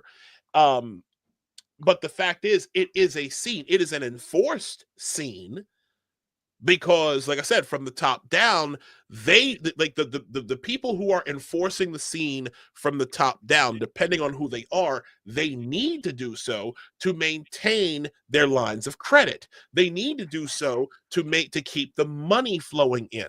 The reason why the scene collapses is because these companies that have become, and I'm speaking just really on the ESG side, these companies that have become so used to having ESG contingent lines of credit, ESG contingent loans or whatever, right? They're so used to this and they're so used to the money that they figure, well, we don't have to listen to the customers. We don't have to pay attention to what customers say. We don't have to do what they tell us. We are the ones who dictate culture. And as long as we say what goes, we don't need any customer input. Disney, let's see, Major League Soccer. You had soccer clubs issuing statements about the Dobbs decision 2 years ago. In a fucking wooden spoon season, we're at the DC United were in last place in all of Major League Soccer in 2022. And you mean to tell me the biggest thing that you were worried about was the fucking Dobbs decision? Appeasing this small group of fans, part of that quote unquote modern audience we keep hearing so much about. Wait, what's the Dobbs decision again? I'm blanking out on that. The Dobbs decision was when abortion was returned to the states. For individual states. Yeah. I always know it as the overturning Roe v. Wade. That's why I always think of it. Okay. Yeah. Oh, what would they say about it? DC United actually issued a club statement. A lot of other clubs in Major League Soccer, when that happened, issued statements denouncing the Dobbs decision, There were fans within each club that were demanding the clubs demanding the clubs say something. There was it's a totalitarian impulse. Man. Yeah, but it's like this club is for conservatives too, and a lot of people who probably don't agree with abortion, and there's a good reason not to agree with it, guys. Like, let's be realistic. Like, I'm technically pro-choice, but begrudgingly. But it's like, but it's at the same, but it's like, why are we acting like there's not a good reason to be against abortion? It's like you are killing babies, pre-babies, so that's not like a clear slam dunk moral stance there. Like, if you really think about it, it's pretty bad. Yeah. Man. But I'm not I'm not trying to pass judgment or whatever, but it's like, let's be real. And like for you to force a sports team, which is supposed to be hopefully apolitical, neutral, because there's plenty of fans that come from different points of view, and you force them to say something. That's one of the things I fucking hated about MLS fandom, and probably not just MLS fandom, but certainly in U.S. soccer fandom, where they just force their usually very woke progressive values, which is a lot of times absurd and very unpopular, but they force these organizations through pressure to adopt them and push it in everybody's face all year round. And it's just like, it's kind of revolting to people who disagree. It's like, how is this even fair? Like, how is this even, it makes you not want to watch the team sometimes, depending on what's going on. So I think a lot of people hate that. And I think it's probably, to go along with Matt Walsh's point before, I'm sure a lot of people are sick of that shit too. Yeah. Yeah. But yeah, like the problem is when, again, like scenes don't last. Scenes are never meant to not when they're cool. The issue too is they can be ignited though, and that's the thing people got to remember about wokeness too. So I think we need to be vigilant to just, in a liberal way, like classical liberal way, to shut that down with arguments, with free speech and stuff like that. Demonstration of like, hey, look at how crazy this was. Remember what happened here, because like, it's probably going to be gone for a while. At least there's going to be, in the under rocks and stuff like that, hiding out. But when they see their moment in 8 years or 15 or 20 years, they're going to try to pop back in. Listen, so we got to make sure, everybody's got to make sure to tell the youngins, hey, you don't know what happened back then, but here's a reminder. I'm keeping an eye out on 2028. Listen, I know that we've gotten a great victory. But I will say this. JD Vance will probably be on the ticket for 2028. And the success of this presidency is this presidency has to be successful, because if it's not, there will be a way for wokeness to make a resurgence. I agree. I think it's so important. And I think that now, because this week is going to be pretty big, and we haven't even touched the whole LA thing, and I thought that was going to be instructive. You can maybe we'll do it for next week too if we don't have time. Yeah, because I really do want to talk about this. Maybe we can do this. I'll tell you what. We'll talk about something for this week. All right, for like during the week, if you can. Okay, maybe I might be able to. We'll have to double check the schedule. Yeah. So we'll do a big thing on the Los Angeles wildfires, and also matter of fact, we'll do a big show on just that. We'll do like or if we'll figure it out. We'll figure it out. Me and No. Yeah, we'll figure it out. Yeah. But I just got to say this. This presidency has to be successful. Yeah, it has to be.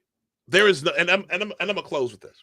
This presidency has to be successful for many, many reasons. One, we're talking about our country. This is the United States of America. We are all, like, those of us who were born here, raised here, or those of us who who are naturalized citizens who love the stars and the stripes. This presidency must be successful. Trump's picks must be confirmed by the Senate. Okay, like everybody cringes.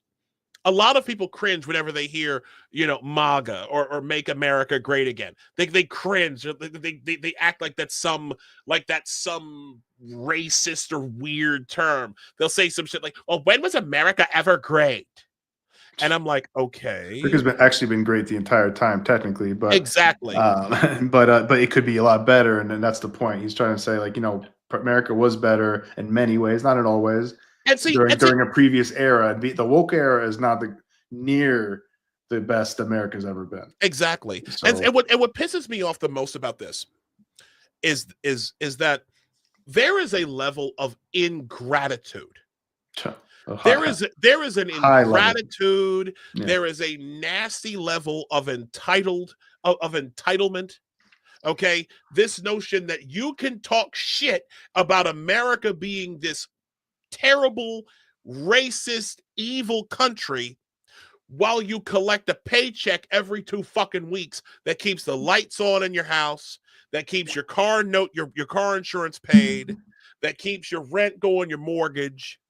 Okay, yeah, while you're overpaid with your DEI you're DEI officer overpaid, job. Exactly. Like you're paid $200K to fucking call people racist who aren't racist. You call men assholes, sexist who aren't sexist. Exactly. Yeah. You assholes make more than the vice president of the United States.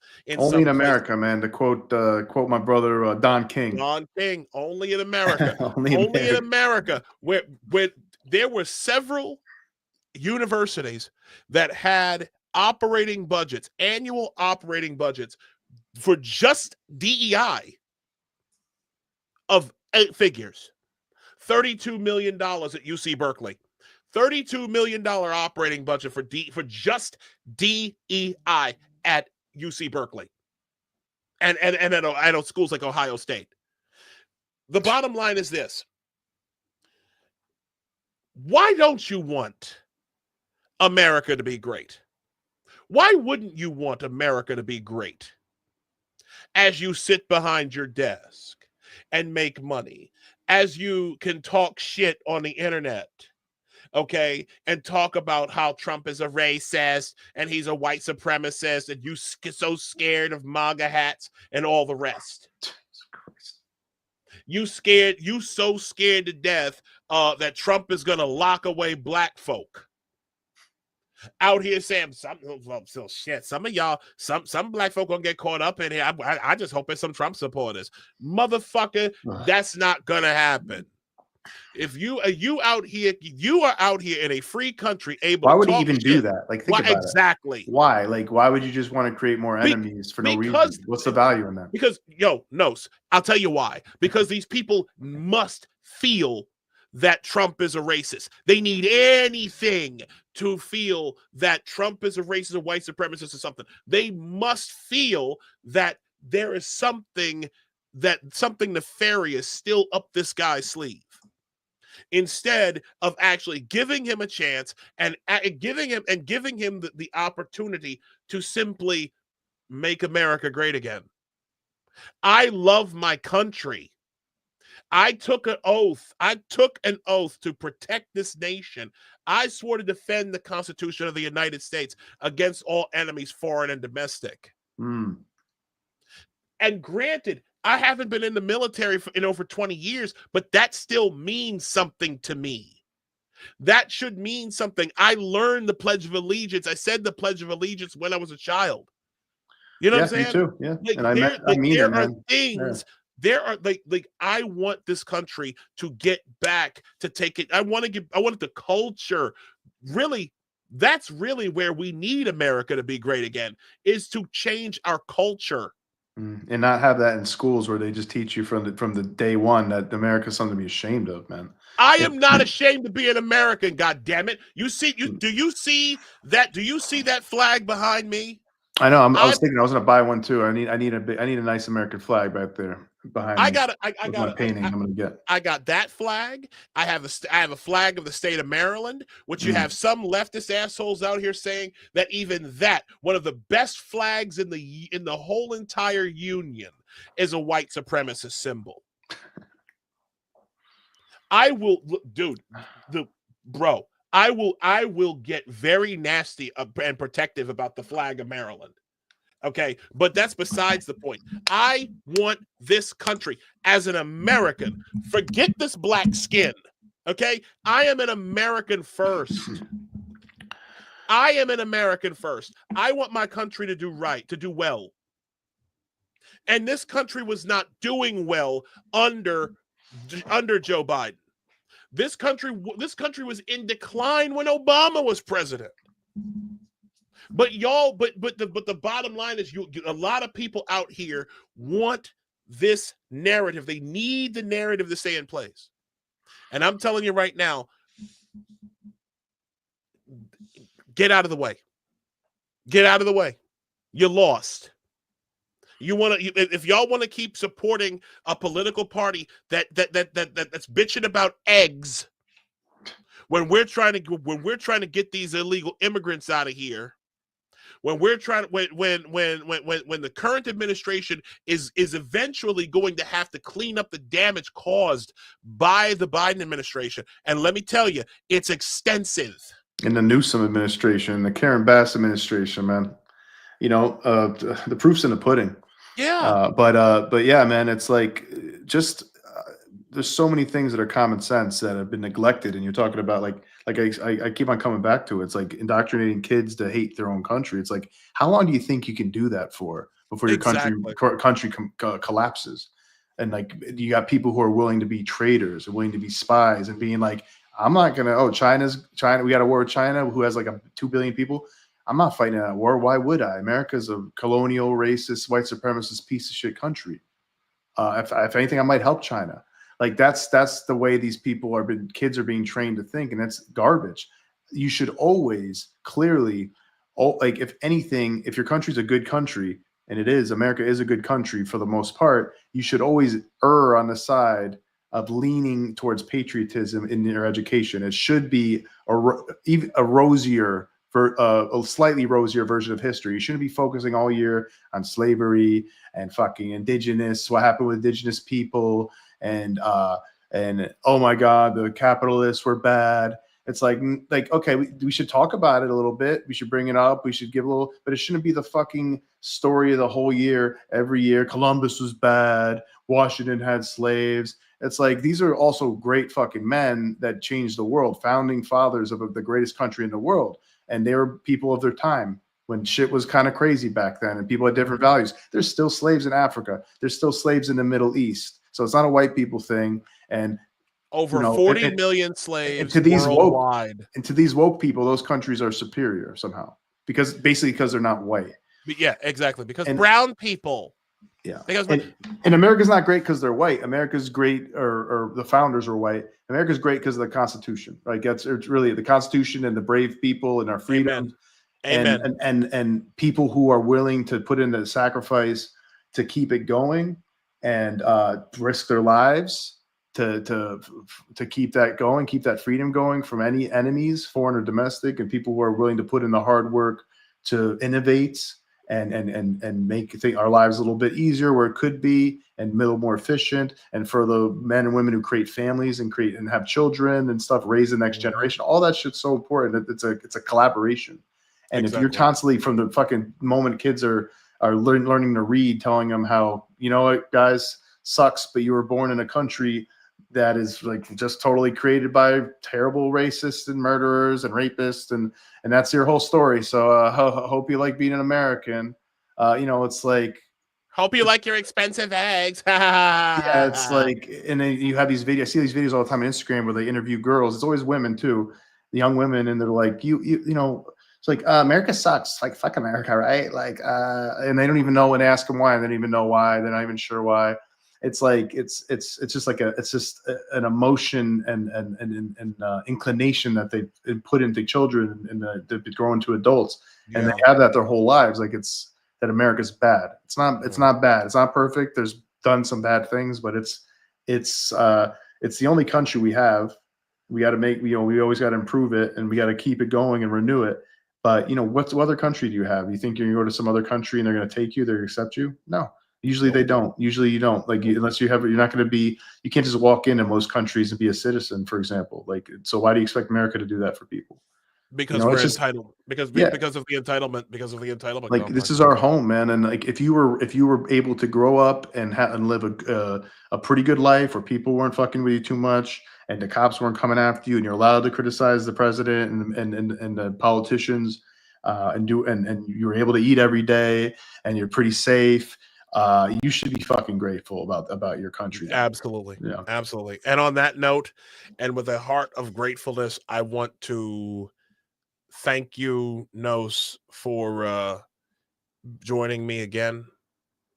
Thank you for having me, man. Thanks for putting us together. I like the momentum that we're building here. 1,137 views tonight. Very humbling. Yeah. Very grateful. This is only going to get better. Subscriptions will be coming soon. I think what I'd like to do, just an idea that I'm throwing out there, because I'm just starting on YouTube, you know how YouTube does super chats?